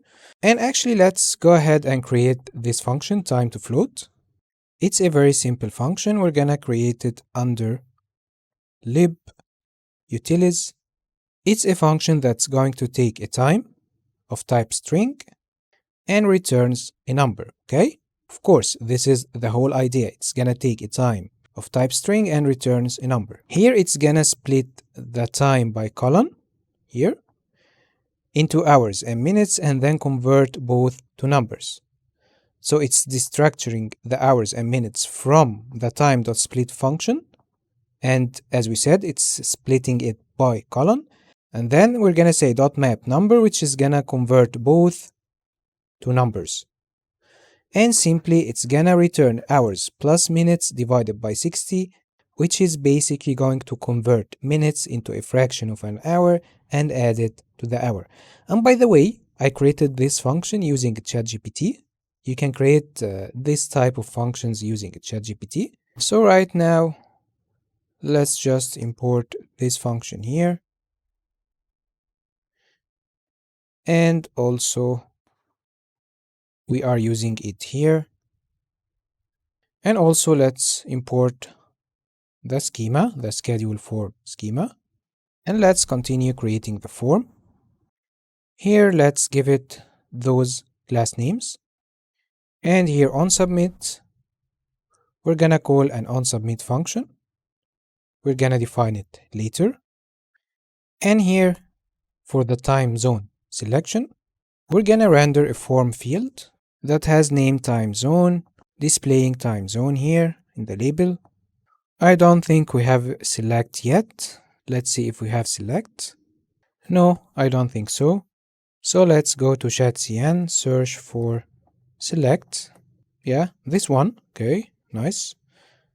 Copy that. And let's paste it here in the terminal. Use force. Import it.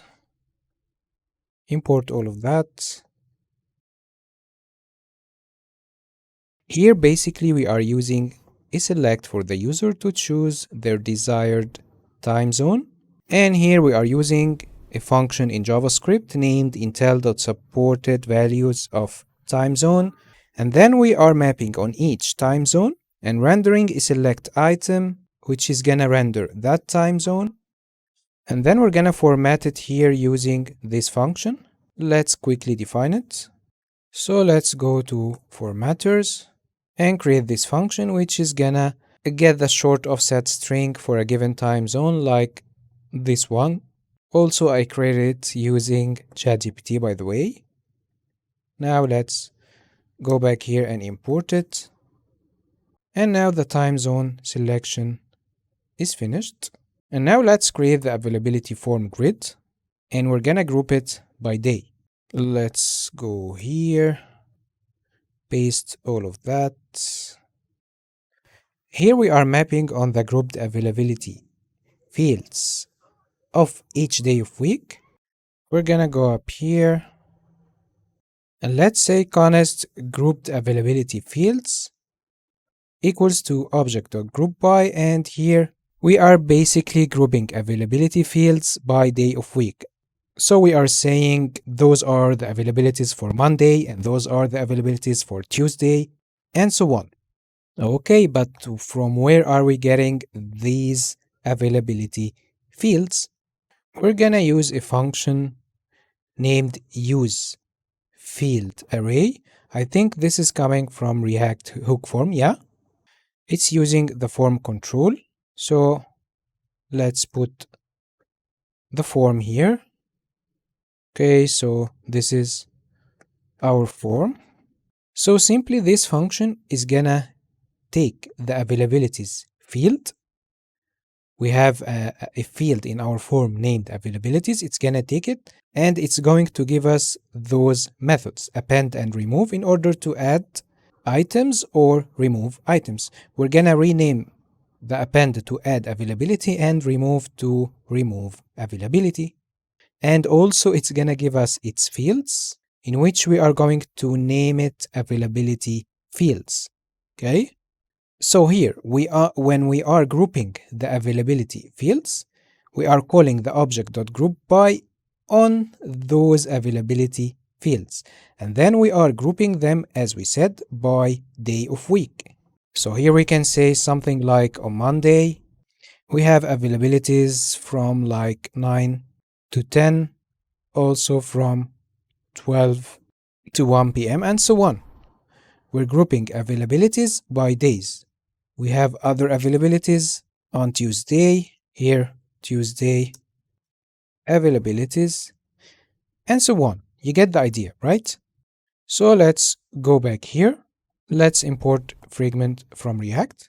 We are displaying those availabilities in a grid like that, and we are mapping on the days of week to display each day label here, and here display a button to add availability here on click. As you can see, we are calling add availability, and then we are giving it the day of week and start time from 9, end time to 5. This is the default initial value, and displaying a plus icon from Lewiside React. And here we're gonna render availability entries like start time here, start time input and end time input.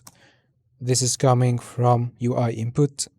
And here we are rendering an X icon to allow the user to remove availability, and on click we are calling the remove availability with the field.index. And those are field level validation messages. And finally here, let's render the save button. It's a simple button, as you can see, which is gonna be disabled when the form is submitting. Let's clean this a little bit. So here we have save button, here the availability form grid, and here the time zone selection. So the only thing left here is to create the onSubmit function. Let's remove these, you get the idea, right? And let's here define the onSubmit function, which is gonna take the values of type schedule form schema, and then it's gonna try to save the schedule. This is a schedule action that we're gonna create right now. If it's done, it's gonna give the user a toast saying schedule saved successfully. If there is any error, it's gonna give a form error displaying this error. So let's go to schedule actions and let's create the save schedule function here. And this function should save the user's schedule and availabilities. So first of all, it's gonna also take unsafe data type of schedule form schema, and then get the user ID from auth, and then it's gonna get the success and data from safe parts of those unsafe data, of course based on the schedule form schema. If no success or no user ID, just throw an error. Here let's say no user ID, and then here we are destructuring or unpacking the availabilities and the rest of the schedule data from the data. And then we're gonna insert or update the user's schedule and then return the schedule ID. So we're gonna say destructure the ID as schedule ID from this operation. So we're gonna say await db.insert to the schedule table these values, the schedule data to that user ID who has a clerk user ID equal to user ID, and then we want to update the schedule if this user already exists. If the user has already a schedule, we want to update it. And this is why we're going to use a function named onConflictUpdate. Its target is going to be schedule table dot clerk user ID, and we're going to set it to schedule data. And then we're going to return the schedule ID to use it in the next step. So we're going to return the schedule table dot ID as ID. Of course, this is a function returning an object. And here, of course, we are destructuring the ID from the returned data, this ID, as schedule ID. So right now we have the schedule ID. And then we want to delete any existing availabilities for this schedule, then update those availabilities. Okay, how are we going to do that? We're going to create some statements using this function coming from Drizzle RM. We're going to call these statements, which is going to be of batch item Postgres, meaning that we're going to create many SQL statements and we're going to batch execute them. So first, we're going to delete any existing availabilities. So we're going to say here in the first item of the statements array, delete from the schedule availability table, where equal schedule availability table.schedule ID equals to schedule ID. Basically, this will delete any availabilities for this schedule. And then we're gonna say if we actually have availabilities, we're gonna insert them to the schedule availability table. So here we deleted the old availabilities and we pushed the new availabilities. So we're gonna map on each availability and insert to the schedule table.values each availability and link it to the schedule ID. Link that availability to the saved schedule. And then finally we're gonna say await db.batch the statements, which is gonna run all statements in a single transaction. And here of course we're gonna catch any errors and then revalidate the path schedule. Okay, of course here we are updating the schedule, so we're gonna revalidate the schedule path. Now let's go back here in the schedule form and import save schedule action. And here we need to import z here from Zod. Click save. And here actually we forgot to import the form from UI form. And I think we're good to go. Now let's check our application. Oh, we forgot to import the schedule form. I do it all the time. So let's uncomment that and import schedule form. And I can see Typescript is complaining here. Let's see why. All right, I think this is because the schedule could be undefined. So let's see here. Okay, let's make the get schedule only return a full schedule. So yeah, I think now we're good to go. The error disappeared. Now click save. Let's go to our application and there we go. This is our schedule. Of course, right now it's an empty schedule. It doesn't have any availabilities. Let's try to add availabilities. Mondays from 9 to 5. Click save. I got here schedule saved successfully. Let's check our database. So, schedule availability table. I got one availability here from 9 to 5, nice, on Monday. And that availability has a relation or belongs to this schedule, which belongs to that Clerk user ID, which is my ID. So nice. Let's check the schedules. This is my schedule, which has schedule availabilities. This one from 9 to 5 and so on. Okay, everything is working as intended. Let's try to add another one. Here, Fridays from... Okay, we are getting the validation errors here. Very nice. Okay, let's say from 12 to 11. Okay, this start time obviously is after that end time. Okay, nice. We got the validation error. End time must be after start time. Let's try to say 11 to 11. Again, end time must be after start time. Okay, let's try to make them kinda overlap. So we're gonna say from 11 to 15, which is fine. Click save. Schedule saved successfully. Let's quickly refresh here. Okay, nice. Now we have two availabilities. This is the one that we just added from 11 to 15 on Friday. Also belongs to my schedule. So everything is working. Now let's try to add here another one on the same day, also from 11 to 15. As you can see, availability overlaps with one another.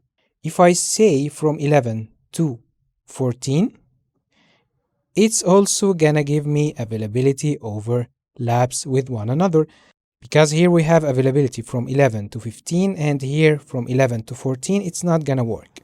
Even if I try to say from 11 to 17, it's not gonna work. I have to say here from 16 to 17, which is gonna work. Now I can click save and it should reflect here. Yeah, very nice. Now let's try to delete all of them And if we go here, we shouldn't see them reflect right away, right? Because we said that we only going to update these data, the schedule availabilities and the schedules, the relation between the two of them, when we update our schedule. So right now, after I deleted all of them, that was just client side, I'm gonna update my schedule, just Monday from 9 to 7, or from 9 to 5, sorry. And now I'm gonna reload my database, and now it's updated. So if you remove this, it's just client side. Remember here in the schedule form, this remove availability is just client side function. It's just gonna remove it from the client side view, from the form here. Okay? It's not gonna do anything with our database. We have to add new availabilities here, like those ones from 9 to 5. Then let's make this from 9 to 11. And here, let's say from here 11. And let's say here from 13, which is 1 p.m. to 5. Okay, click save. Saved successfully. Now reload. And it's reflected and updated here. Very nice. And now we're done with the schedule feature. So right now we have the events and the schedule features. So let's move on to the next step. Alright then, let's jump into the public side of things, where users can share their profile and booking links so others can easily book meetings with them. And let's start by creating the public book page. I remember here we created a public book page. Yeah, this one. Let's delete all of that. And simply here we're gonna create that public page. We're gonna get the user and is loaded or not from a Clerk function named useUser. And this is a hook, so we have to say use client. And if the user is not loaded yet, return a loading component. We're gonna create it right now. And if no user at all, return a redirect to the login page. And then we wanna redirect the user to the booking public profile page. This is the page where we can show to the public, to anyone. This is not a private page. So let's quickly create that loading component. I'm gonna copy that, go to components, create a new file, loading.tsx. And here we're gonna create that loading component. And I got that loading indicator from a package named React Loading Indicators. Let's install it. We're gonna say npm install React Loading Indicators. And now click save. And by the way, this is the React Loading Indicators that I'm talking about. Let's take a look at it. Those are a bunch of loading indicators. You can install this package, copy any of this code, and you're gonna get any of these indicators. Now let's import the loading component. And right now, if I go to the public profile, I'm gonna be redirected to that page, /book / the user ID. So let's create that page. Here inside of book, we're gonna create a new folder dynamically because we're gonna take the clerk user ID dynamically. And inside of it, let's create a page.tsx. And here we're gonna create that page, public profile page, which is gonna take the clerk user ID from the params here. And then we wanna get the user in order to display a public profile component that takes the user ID and the full name of the user. So here we're gonna say const client equals to await clerk client, and that clerk client is coming from clerk Next.js server. And here we're gonna say const user equals to await client.users.getUser with the clerk user ID.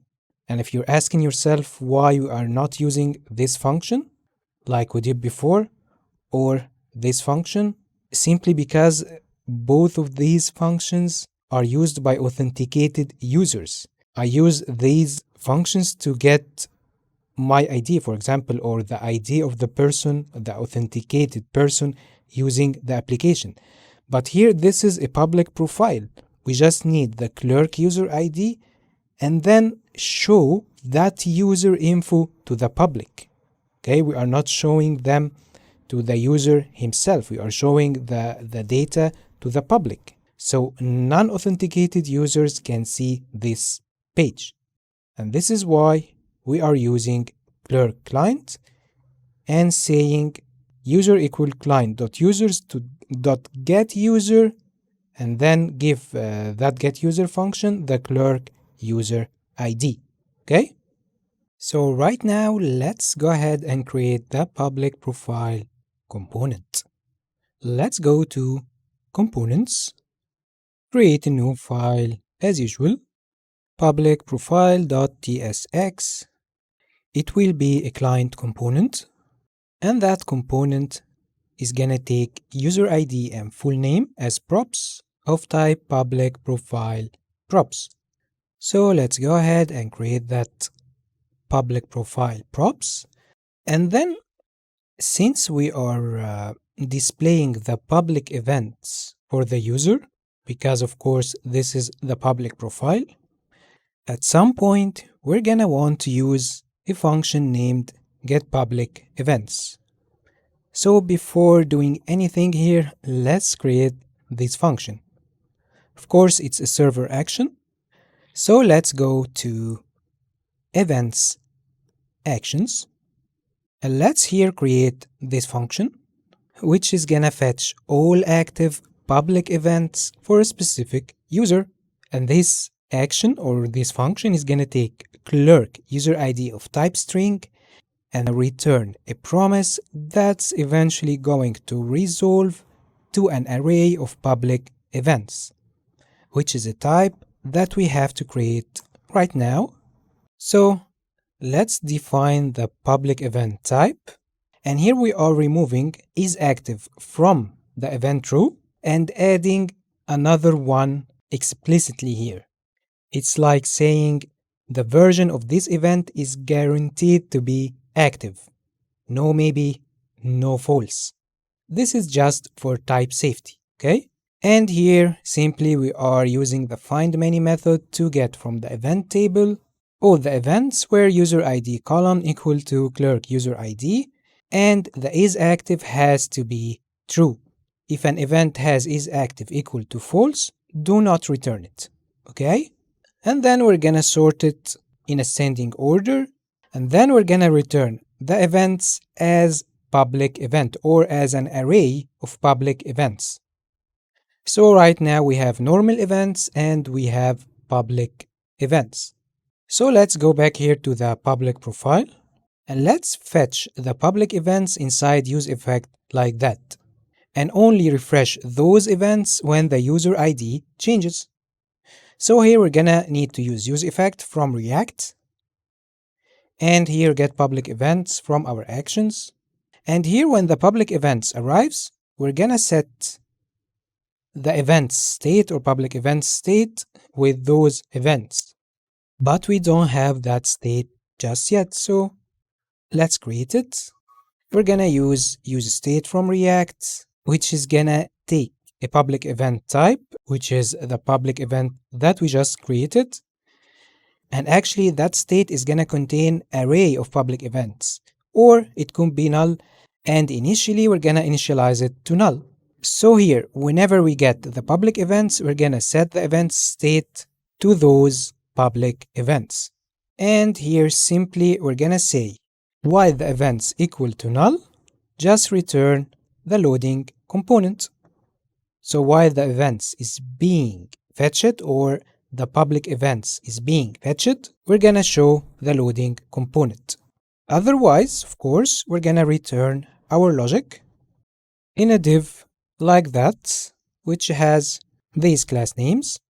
And then here, first of all, if this is the profile owner, it's not just a public person viewing that profile, it's the profile owner. We're gonna show him that info message with eye icon coming from Ulises React, telling him this is how people will see your public profile. So we're gonna need to get the user info. We're gonna go up here and let's say destructure the user from use user, and that use user is coming from Clerk Next.js. And then after that, we want to display the user's name here, his full name. And also, if this is the profile owner, we want to show them a copy profile URL button. Here we're gonna get a copy icon from Ulises React. And here on click, whenever the user clicks on that button, we wanna execute that function, copy profile URL. So let's go ahead and define this function here, which is also gonna use the navigator.clipboard to copy the profile URL to the user's clipboard. And here give him a toast saying profile URL copied to clipboard, and that's it. Here we are catching errors. Then provide a welcome message. This will be shown to anyone, not just the profile owner. And then we want to show the actual public events in a public event card like that. So we're going to display them in a grid view. And in case there are no events, we're going to say no events available at the moment. Otherwise, we're going to map on the events, and for each event, we're going to show a public event card component. So let's go ahead and define that component. So go to components, create a new file, publicEventCard.tsx, and actually that component is going to be pretty similar to the event card that we created before, except that here we're not going to show a button to copy the link of the event. This is something related to the authenticated users only. So here we are defining the props, which is going to take all of these props, and here we're going to render a card that has only a select button that will take the user. Here, any public user, it's going to take them to the booking page where they can actually book that event with the event owner. Okay? Now save that component and let's go back here and import it. Also save it and let's go back here and import the public profile component. Now everything is ready, save everything. And let's go back to our application, go to public profile, loading. And now this is my public profile. I have only one event here. I can copy the profile URL, give it to anyone, then paste it here, loading. And this is my profile here. Right now, I can select that event, which is gonna take me to the booking page, but we didn't create it just yet. But here, let's create a private event. Let's name it private, no description, active, false, save. And this is my private event. If I go to my public profile, I shouldn't see it. Yeah, exactly. So everything is working perfectly. Alright, we've finally reached the most exciting part of the project.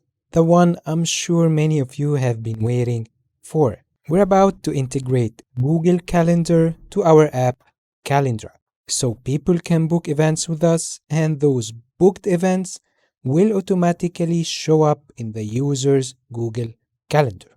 That means they can get reminders, set alarms, and stay organized without any extra effort.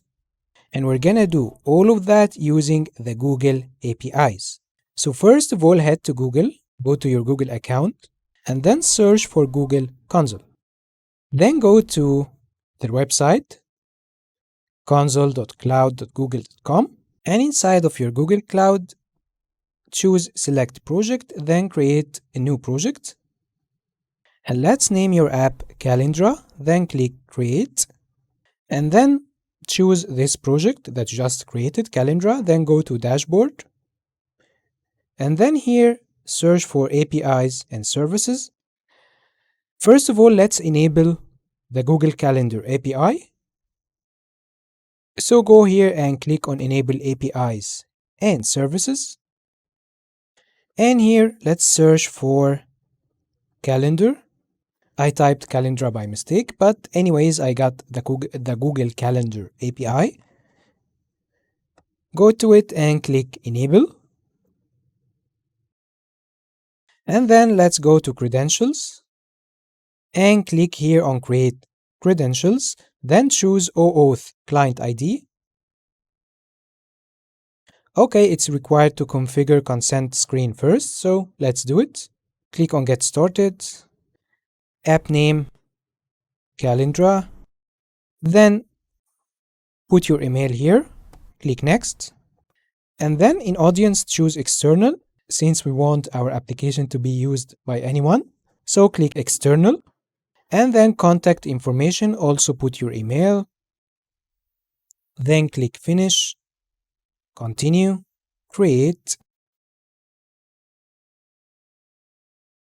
then create OAuth client, authentication type web application. Let's name it web client 1, it's okay. Here if you want to add your domain name, which is localhost for now, or later when we deploy our application to Vercel, you can add your domain name here, but it's not required, I'm not gonna do it. Here we're gonna need to get this authorized redirect URIs, and actually we're gonna get it from our Clerk project. So let's go to Clerk, go to your dashboard, and then go to your project Calendra, go to Configure, and then choose SSO Connections, and then choose Google here, and click on Edit Google Settings, and then we're gonna use Custom Credentials. See here the authorized redirect URI, we're gonna copy that. Then go back here to Google Cloud and add that authorized redirect URI. And then click on Create. Then Google is gonna give you a client ID and a client secret. Copy that client ID, go back to Clerk dashboard, paste the client ID here, and then also copy the client secret and paste it here. And now let's put all of these credentials in our project's env file. Let's go to env file here, and let's create these three variables: Google Auth client ID and client secret, and the redirect URL. Then let's go ahead and copy the Google client ID and just paste it here, and then copy the client secret and also paste it here, and then copy the authorized redirect URI and then paste it here. Now click Save. Let's go back to Clerk. We're gonna need to add some scopes also. So here back in the Google Cloud Console, save all of that. And let's go to Data Access. And here choose Add or Remove Scopes. Then choose these scopes, userinfo.email, then userinfo.profile, then OpenID, and then we're gonna need to add a scope here. What do we need to add? We're gonna need to add the Google Calendar Events scope. So just go to Google and search for Google Calendar API scopes, then choose the first result. It's gonna redirect you to the scopes page. Here, as you can see, we have many scopes. The only one we're gonna use here in our project is this one, googleapis.com/auth/calendar.events. So copy that, and let's go back here to our Google console and paste it and then add to table. And right now it's added to the table. Then after that, click on Update, and then click Save. And then let's go back to Audience. And here, after we finish our application and deploy it to Vercel to the internet, we can publish the app so that it can be used by any Google user. But for now, we're gonna add test users. I'm gonna put my email, this one, then click save. And that's it. Now we can use our application from just this email. You can put your email as a test user.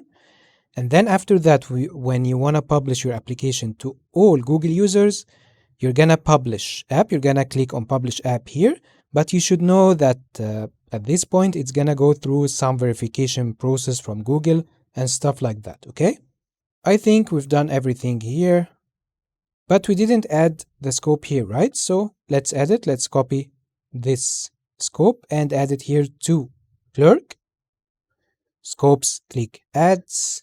And yeah, we're good to go. Also click Update here. And that's it. Now let's go back to our project and open the terminal. And let's install the Google APIs package. We're gonna say npm install Google APIs, press enter. And there we go, Google APIs is installed. Now let's go to our server directory. And inside of server, we're gonna create a new folder and name it Google. And inside of Google, we're gonna create a file named Google Calendar.ts. And let's make this file a server file. We're gonna say use server, which means it's only gonna run on the server. And let me also leave a comment here for you on what this file supposed to do. Okay, perfect. And here, first of all, we're gonna create a function that's going to get auth client from Google.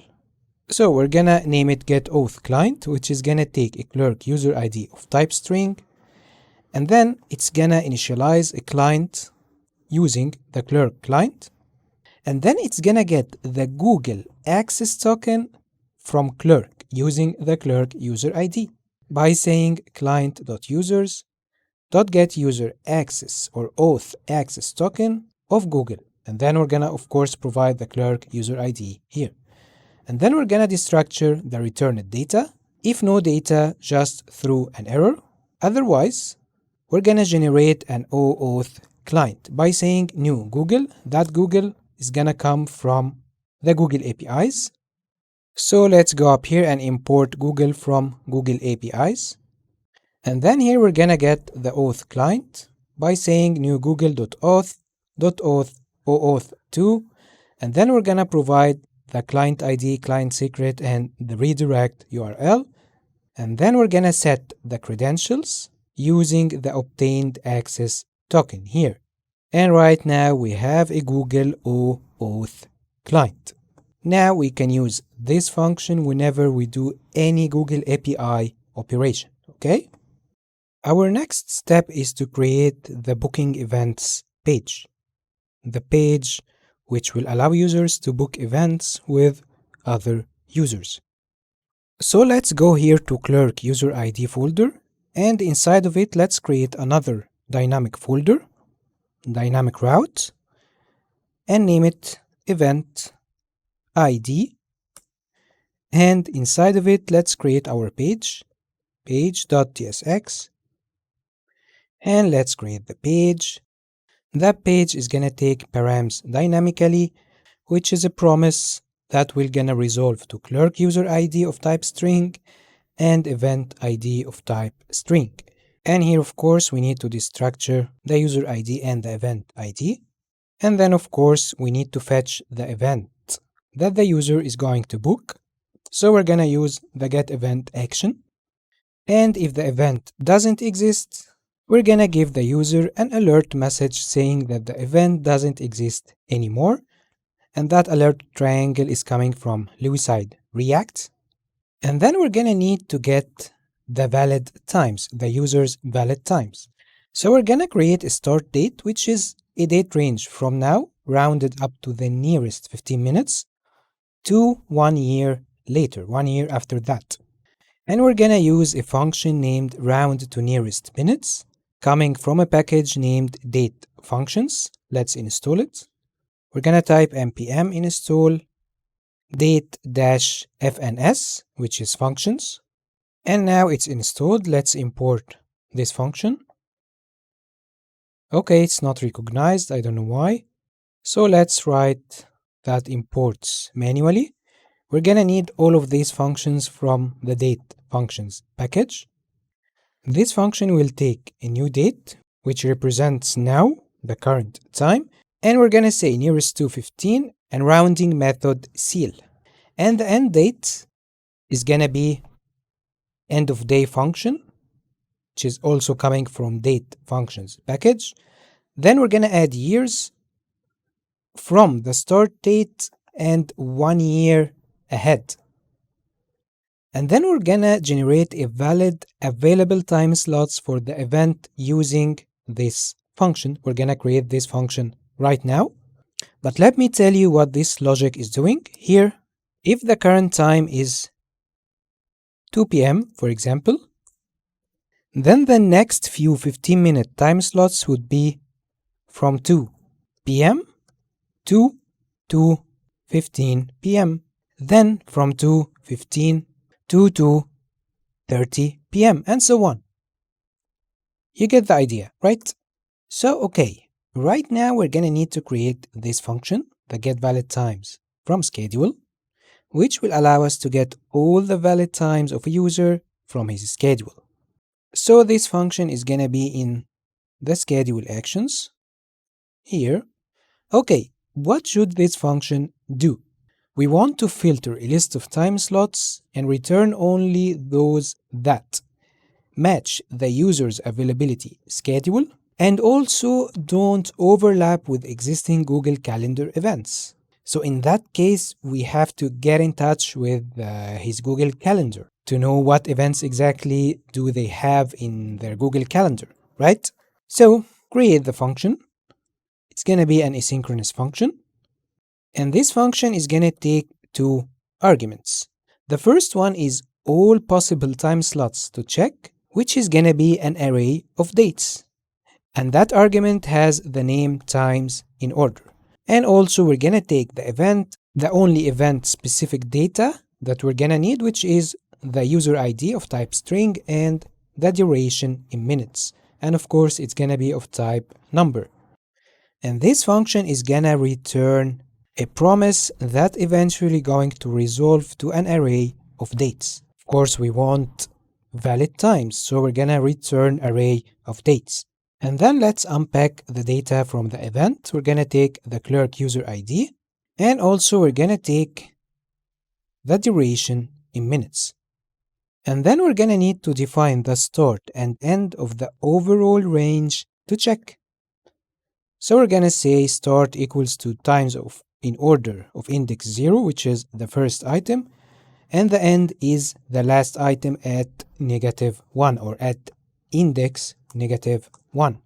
And then we're gonna say if no start or end, just return an empty array. There are no times to check. And then of course we're gonna need the user's schedule.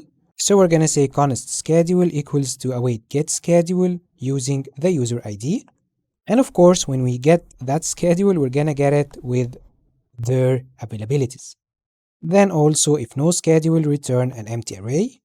And then we wanna group availabilities by day of week like we did before, remember? So we're gonna say grouped availabilities equals to object.groupBy schedule.availabilities. Take each availability and group it by availability.day of week. And then, as we said, we wanna get all the users' calendar or Google Calendar events. So we're gonna use this function, which we're gonna create later. That's going to fetch all existing Google Calendar events between the start and end times.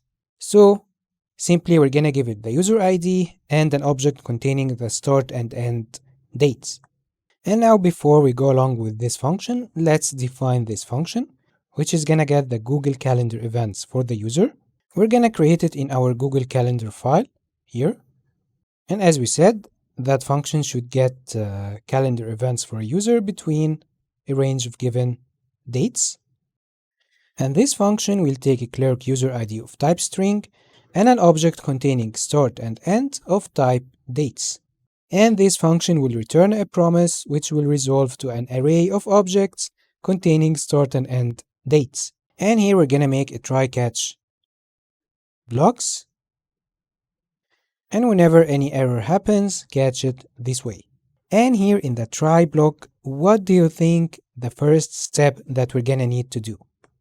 Remember when we said that whenever we're gonna do a Google API process, we're gonna use this function to get the auth client? This is exactly what we're gonna do here. We're gonna get the auth client using the Clerk user ID, and if it doesn't exist, just throw this error. And then we're gonna fetch the Google Calendar events using this code. We're gonna say const events, or you can call it Google Calendar events, whatever. Await Google.calendar version 3.events.lists, and then we're gonna give it all these data. Calendar ID primary, event types default, which means only fetch regular non-special events, single events true, and then we're gonna give it the start of the time range, time min, which is start .to isostring, and time max is the end of the time range. And here we are limiting the number of returned events to 2500, and the auth equals to OAuth client. Right now we should have the Google Calendar events. So what should we do with those events? Simply we're gonna process and format those events. So here we're gonna return those formatted events. How are we formatting it? We're gonna loop on the event.data.items and map on each event, and if event.start, meaning that we are handling all day events, no specific time, just a date, a whole day or a whole date. If the event has start.date and end.date, and of course it's optional because it might not have it, we're gonna return a start and an end, which is gonna be the return of start of day coming from date functions, which is gonna be new date event.start.date, which is gonna set the time to 00. As you can see, this is of course the beginning of any day. We said here that we want all day events, remember? So we need to get the start of the day, which is 0000, and the end of the day, or the end time of the day, which is 23:59, or 23 is 11 actually. So this is the last minute of the day. This is the first minute of any day, and this is the last minute of any day. So here we're gonna call end of day from date functions. And in case we have timed events with exact start and end date times, we're gonna say if event.start.date time. Okay, here we said .date, but here we're saying date time.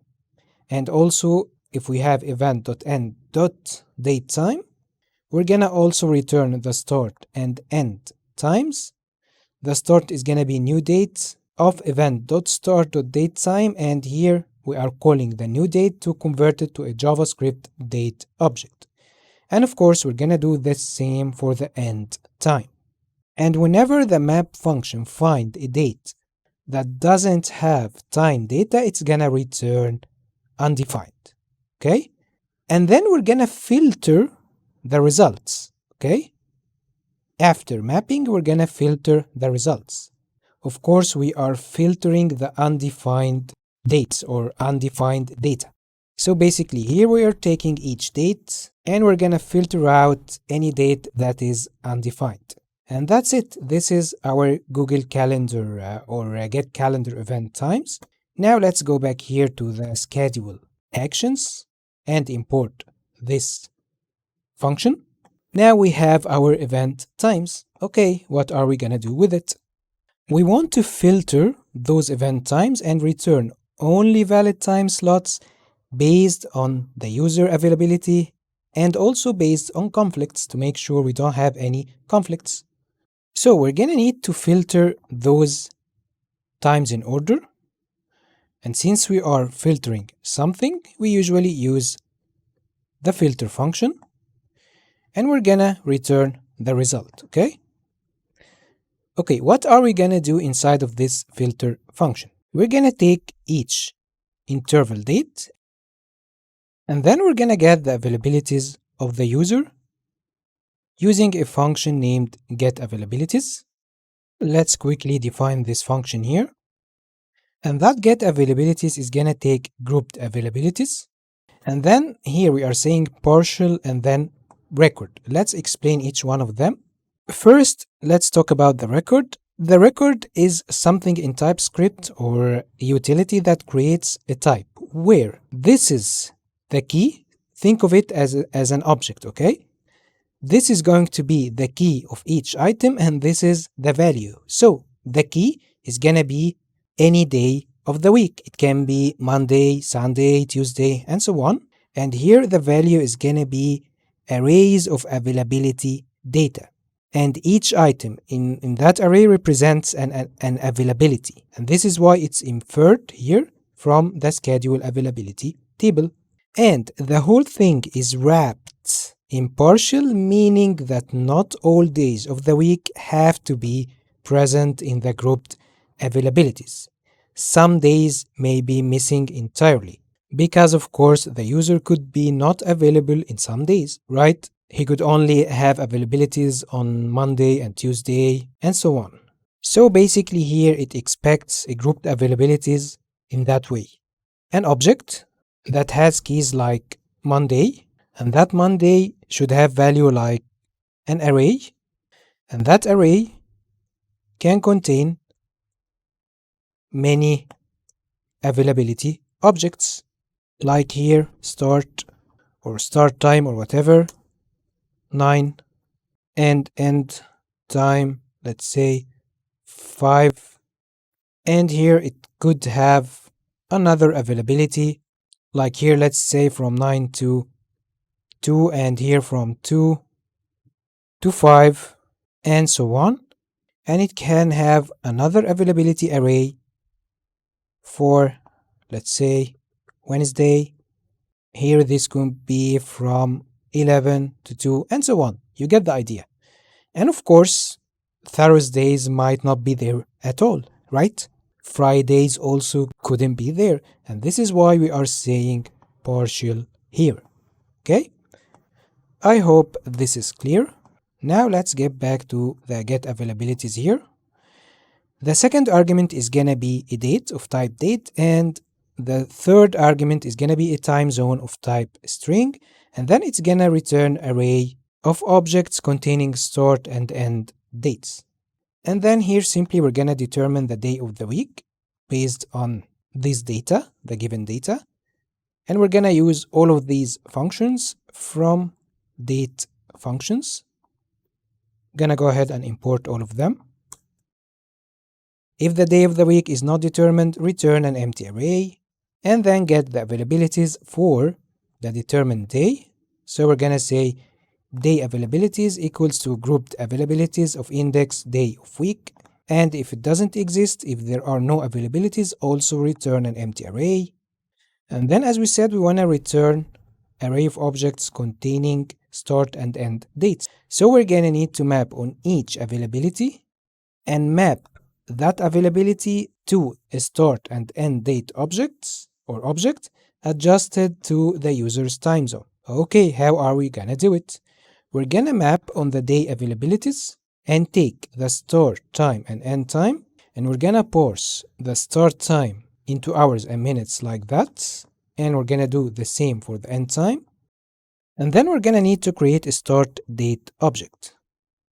We're gonna call the set hours on the date and start hour, and then we're gonna call set minutes on the returned value from this set hours and our start minute, and then we're gonna use a function named fromZonedTime. Okay, what does this function do? Basically, you give this function a time and a time zone, and it returns back a date object that represents that time in that time zone.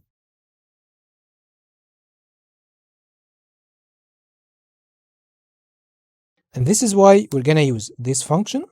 And this function is coming from a package named datefunctions-tz, which is an extension to the datefunctions package. So let's install it.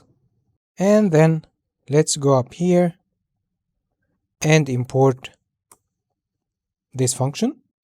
And finally here we're gonna return the start and end availability interval. Now let's import the days of the week. We forgot to import it.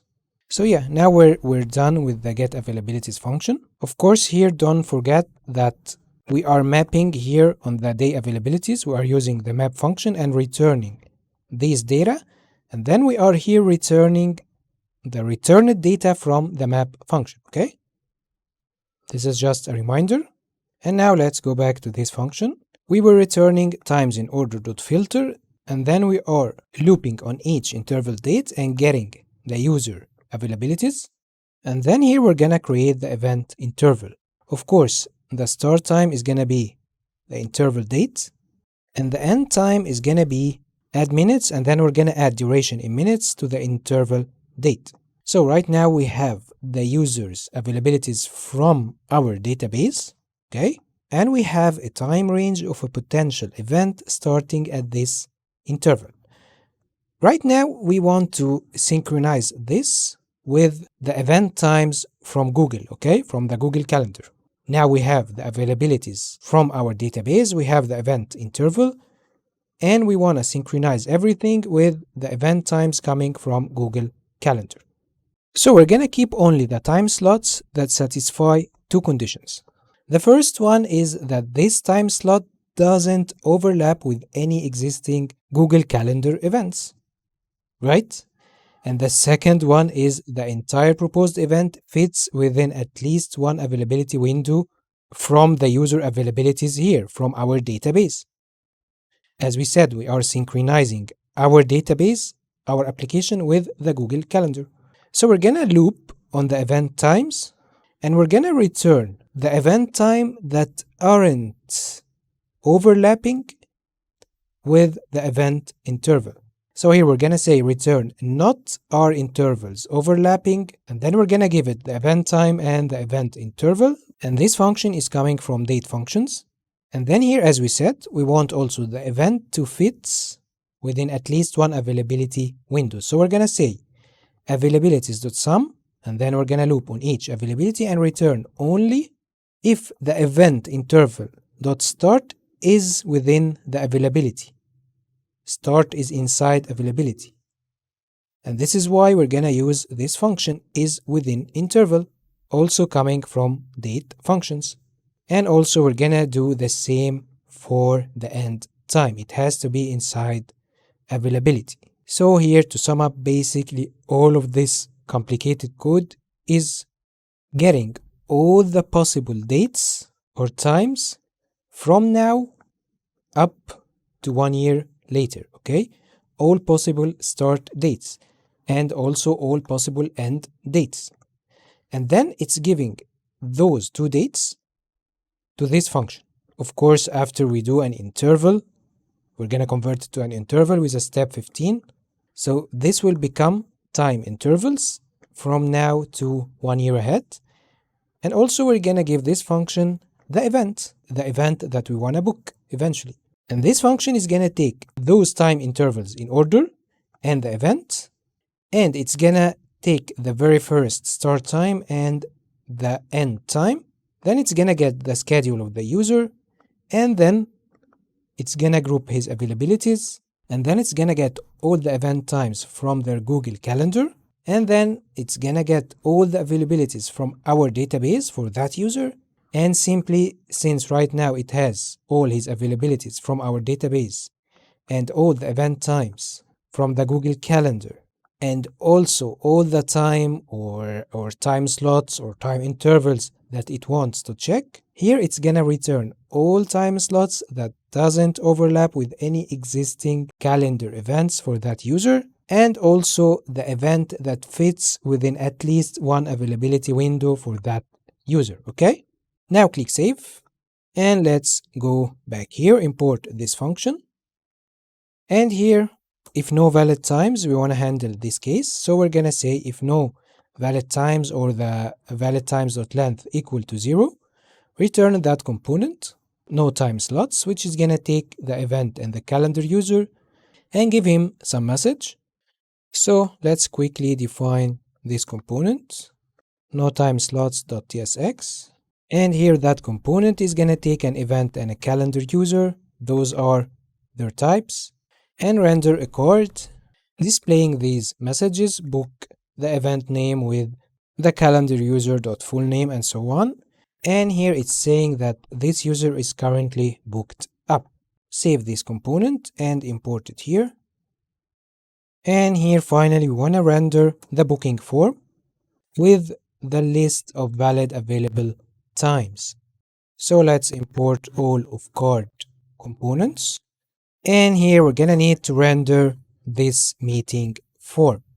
Of course, that form is gonna take the valid times, the event ID, and the clerk user ID. Here we forgot to get the calendar user. So let's go up here and get the client from clerk client and then get the calendar user from clerk. So yeah, now let's go ahead and define this component. So now you know the drill. We're gonna create that component, so go to components and go to forms, create a new file, name it meetingform.tsx. It's gonna be a client component, and here this is what the component should do. And here we're gonna create that component. It's gonna take valid times, event ID, and clerk user ID as we said. The times, of course, is gonna be array of dates.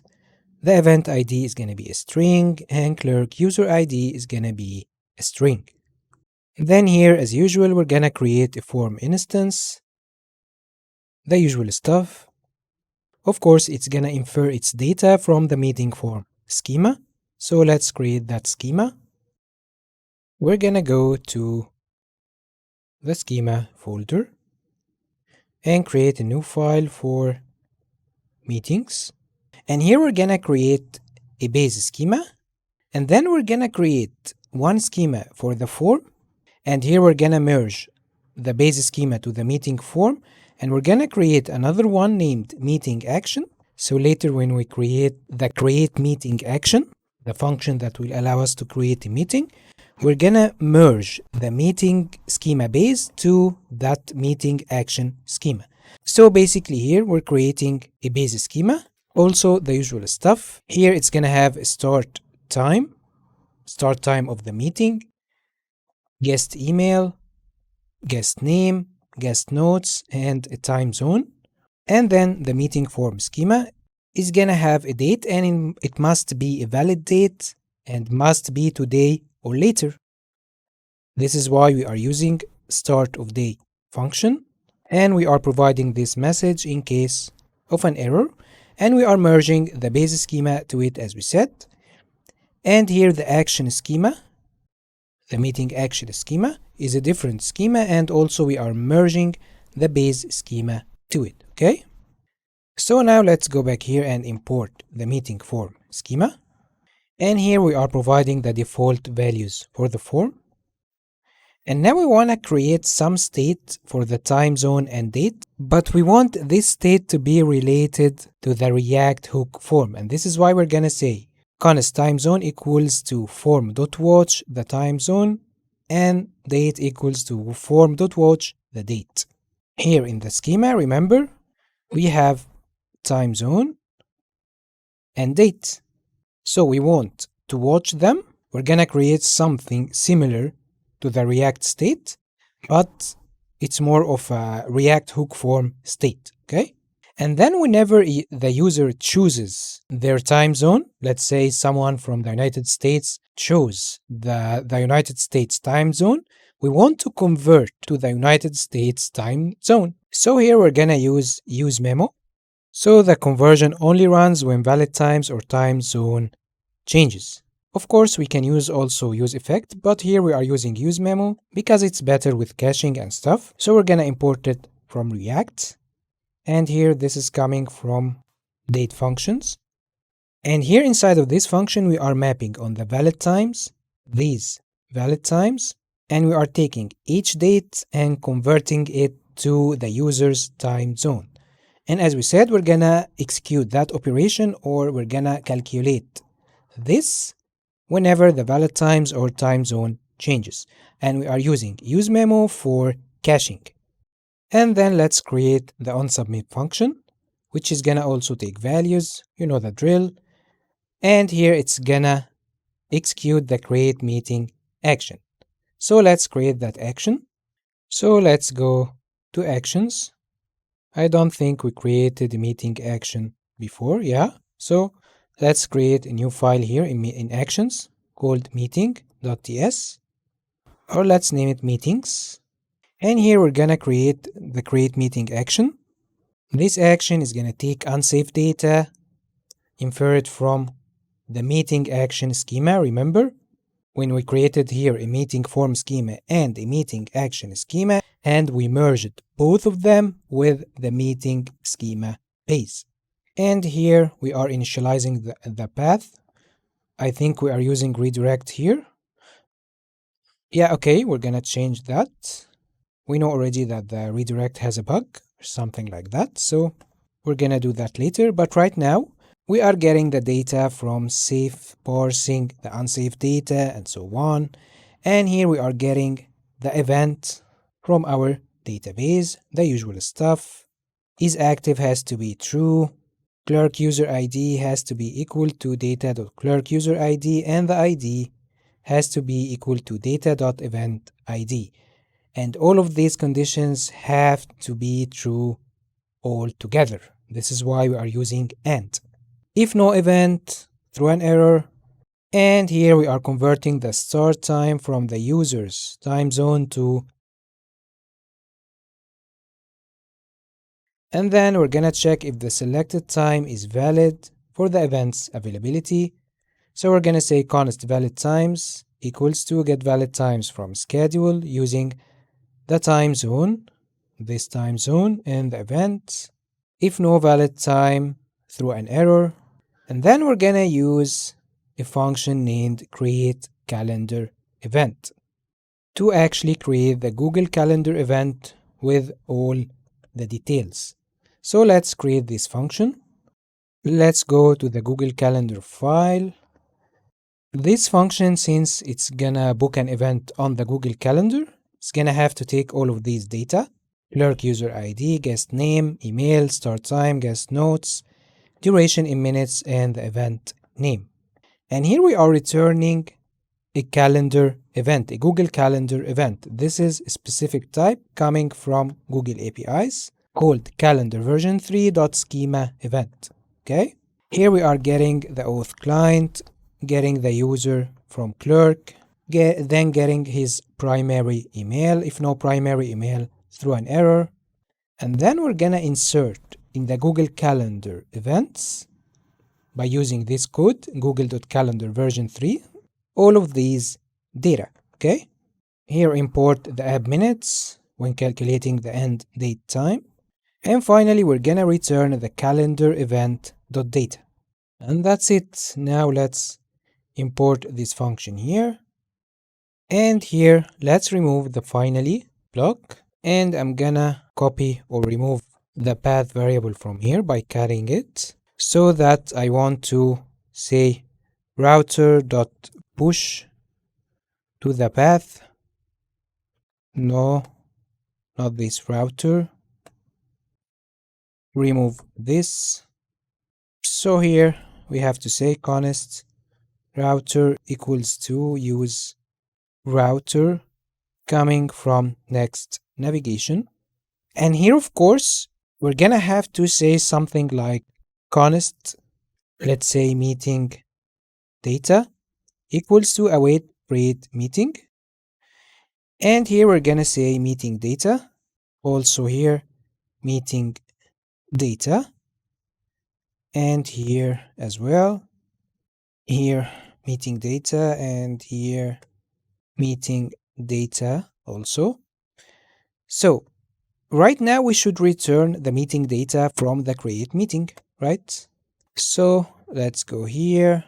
After creating the calendar event, we can say return something like, what do we want to return? An object containing the data.clerk user ID, or here we're gonna say return clerk user ID from the data.clerk Clerk user ID, and here we have the event ID. So here event ID from data.event ID, and finally we're gonna need the start time. So we're gonna return start time from data.start time. So this is going to be returned from the create meeting. Now let's import it. And yeah, we're good to go. Now let's continue. After the onSubmit function here, we're gonna return our actual form, typical form, nothing different here. Let's import it. And then this is the time zone selection field. I think we've already done something like that before. So yeah, this is the time zone selection field. This is the error area. And this is the date picker field.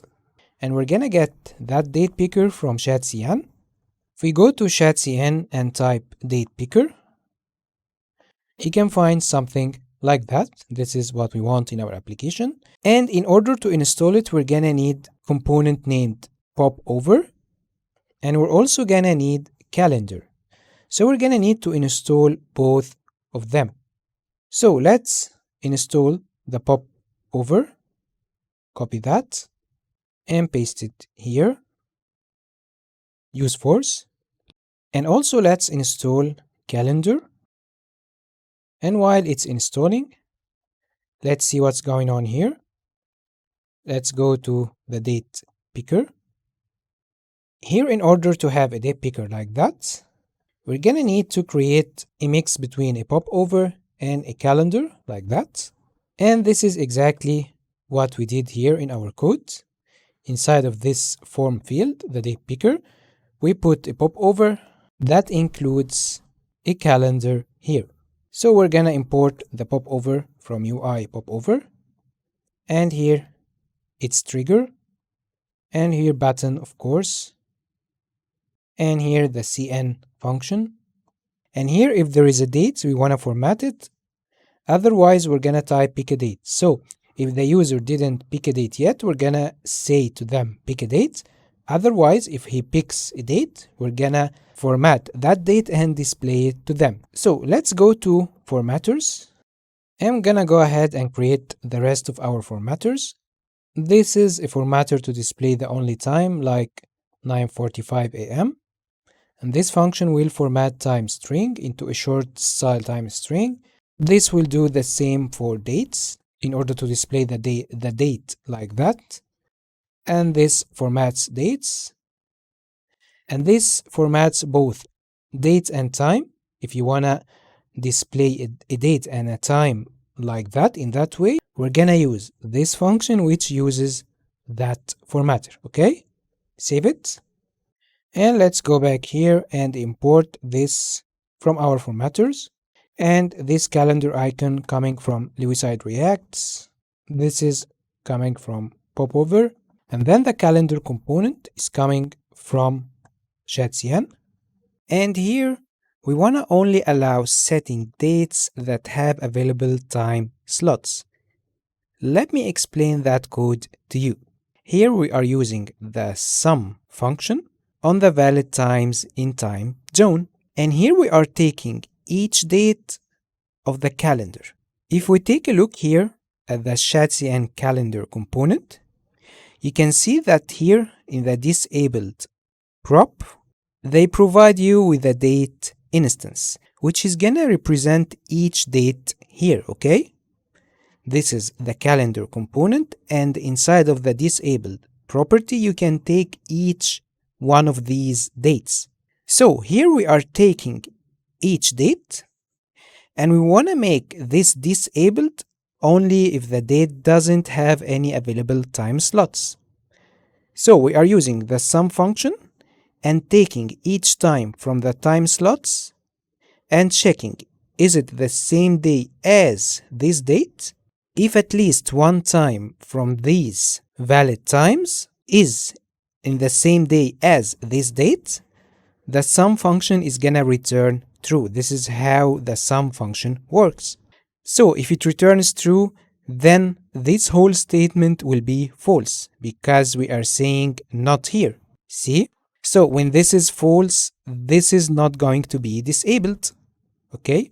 And exactly the opposite will happen if this returns false, meaning that if we used the sum function and compared each time with that date, and none of the dates is on the same day as any of the times of these valid times, this is going to return false.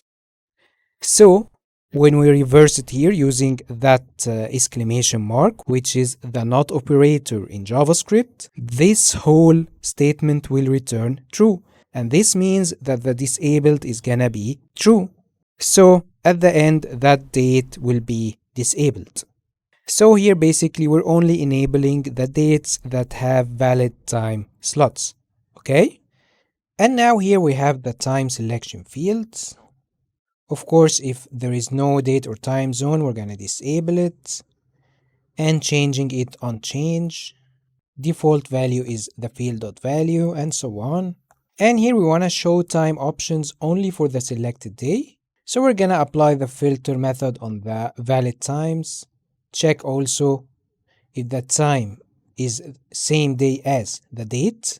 And then filter means that we're going to return all the times for the selected date or the selected day, and then we're going to map on each item and show a select item component. Its value is going to be the time to ISO string. And here the guest name input, here the guest email, and here optional notes text area, and here the cancel and submit buttons. If the user cancels, we're gonna redirect them to the public profile page. And here we're gonna show the book event button, which is gonna create the meeting. And here finally, we wanna say, while the form is submitting, return a component named booking. So let's define it. Here in components, booking.tsx. It's a very simple component that's gonna show that indicator from React loading indicators. So let's save and here import it. And now let's save everything and let's import the meeting form. And now let's test everything. Now let's go to my public profile and select an event. Failed to get auth client. Alright, I might know what's going on here. I have to sign out first. And then I want to grant access one more time to my Google Calendar. So I'm gonna remove myself from the Clerk project. And I'm gonna go back here and sign in one more time. As you can see, right now, Google is involved in my app. Before, I used to sign in, no problem, right? But right now, Google is involved. It's giving me like a warning or something like that. It's telling me Google hasn't verified this application. So I can choose back to safety, but in my case, I'm gonna continue because I trust my application. It's gonna ask me, do you want to give access to this application, which is mine, by the way? I'm gonna continue. It's gonna tell me that application uses my Google Calendar, okay? It view and edit events on all of my calendar events. So I'm gonna check it and click continue. Verify you're human, okay. So right now there are no events because as you already saw, I removed my account from Clerk. So right now I have a new ID. So let's start from scratch. Let's call the event Programming Fluency Talks. Duration 30 minutes. Let's talk about programming. This is the description. Click Save. Okay, I'm gonna copy the link for that event and then paste it here in an incognito window. And there you go. I have the booking page, but of course, It's telling me that I'm currently booked up because I haven't specified any schedule. Let's choose anything, Wednesday from 9 to 5, save. So now if I go back here and reload, I should get the meeting form. And right now the error disappeared and this is our meeting form. Let's try to choose a date. Okay, I'm only available on Wednesdays. Let's choose this one. Meeting time, let's choose any time. Okay, let's go to temp mail. And here let's type anything. Let's say Elon Musk. Then copy the email, paste it here. Then here let's type anything. Let's say let's talk about programming. And now let's click here on book event. Okay, so far so good. And apparently everything is working and I was redirected to the success page here, in which we have to create right now. Let's go to event ID here, and inside of it we're gonna create a new page named success, and inside of it we're gonna create a new file page .tsx, and this page is actually very simple. It's gonna take the params and the search params. Search params is anything coming after question mark. So basically they are the query parameters. And here it's gonna get the event data, throw an error if there is no event, then get the calendar user, the start time date, and then here it's gonna say successfully booked the event name with calendar user.fullname. And here you should receive an email and so on. Save everything. Let's reload this page. Oh, I have a typo here.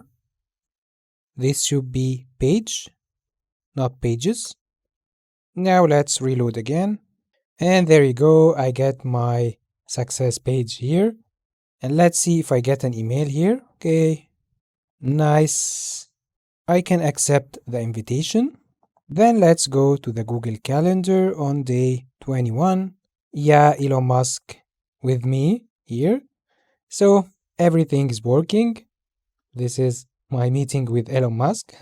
Let's try it one more time from scratch. I'm gonna go to public profile, loading, copy profile URL.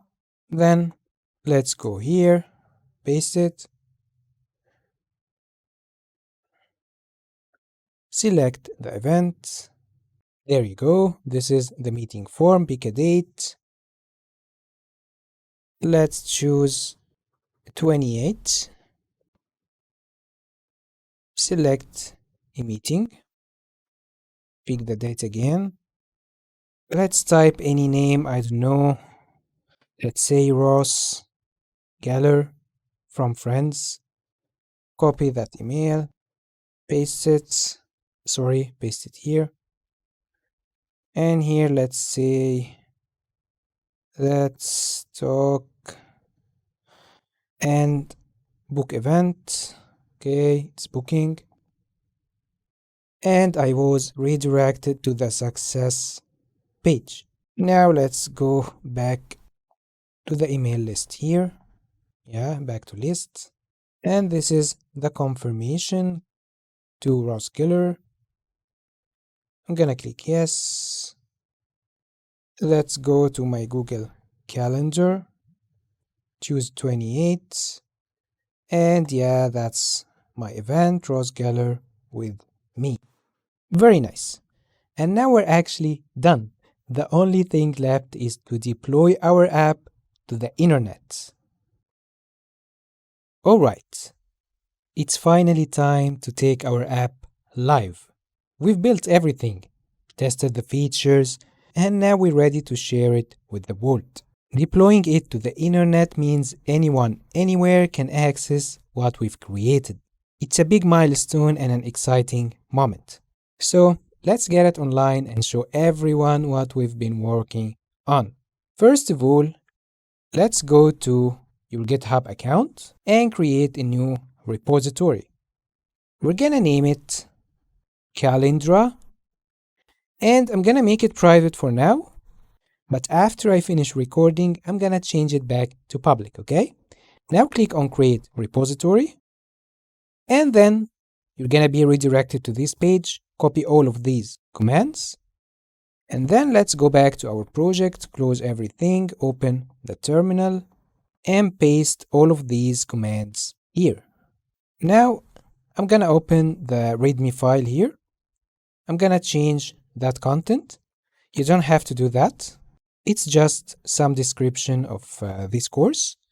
I'm gonna save, then let's type git add all, then git commit message, and then let's type a message saying finishing the project and deploying it, and then let's say git push. Now if we go back to our GitHub repository and reload, you can see our project here. Now I want to add a .env.example file. I want to leave it to you just to remind you of the environment variables you're gonna need in this project. So I'm gonna create a new file here, name it .env.example, and here in the .ignore, I'm just gonna ignore the .env file, not everything after env, and this is why I removed the star. And then I'm gonna copy everything from my .env file, paste it here, and I'm gonna remove the keys. So yeah, those are the environment variables. Let's open the terminal again and type git add all, git commit, let's say adding .env.example file, then git push. Now let's go back here and reload. And this is the file .env.example. Very nice. Now this is the final source code for our project. I'm gonna leave that link for you in the description of this course, okay? Now let's deploy it to the internet. We're gonna go to a website named Vercel, okay? In Vercel, you can deploy all of your Next.js projects. So, first of all, connect your Vercel account with your GitHub account, okay? It's a very simple process. Just log into your Vercel account and connect your GitHub account with your Vercel account. And then go here and import a project. This is all of our projects. You might want to give Vercel permission first to import repos from your GitHub account, but I already did that. So here I'm gonna import Calendra, and here of course leave this as it is, and also leave this as it is. And here in the install command, I'm gonna change it to npm install -- force, because of course of the React 19 issues and so on. And here we have to add our environment variables. So let's go ahead to our .env file, copy everything from here, and let's just paste it here and click on deploy. Okay, now it's building and deploying. It's gonna take some time. This is normal. Okay, we have a typo here. This should be npm install -- force, and here are the environment variables, deploy. And now congratulations, our application is deployed to the internet. Now go to your dashboard, and this is the link for our application. You can copy that link, give it to anyone in the world, and they can use your application. And now I can really tell you, congratulations. You've just built and deployed an awesome app. No, seriously, give yourself a pat on the back. Not only did you put in the work, but now you've got a polished live project that you can proudly show off to potential employers, freelance clients, or even just your friends and family. This is a real achievement and a solid addition to your portfolio. Keep going, this is how great developer careers are built. Thank you so much for taking this course, and I hope you have a great day and life. See you later, have a great day, and bye-bye!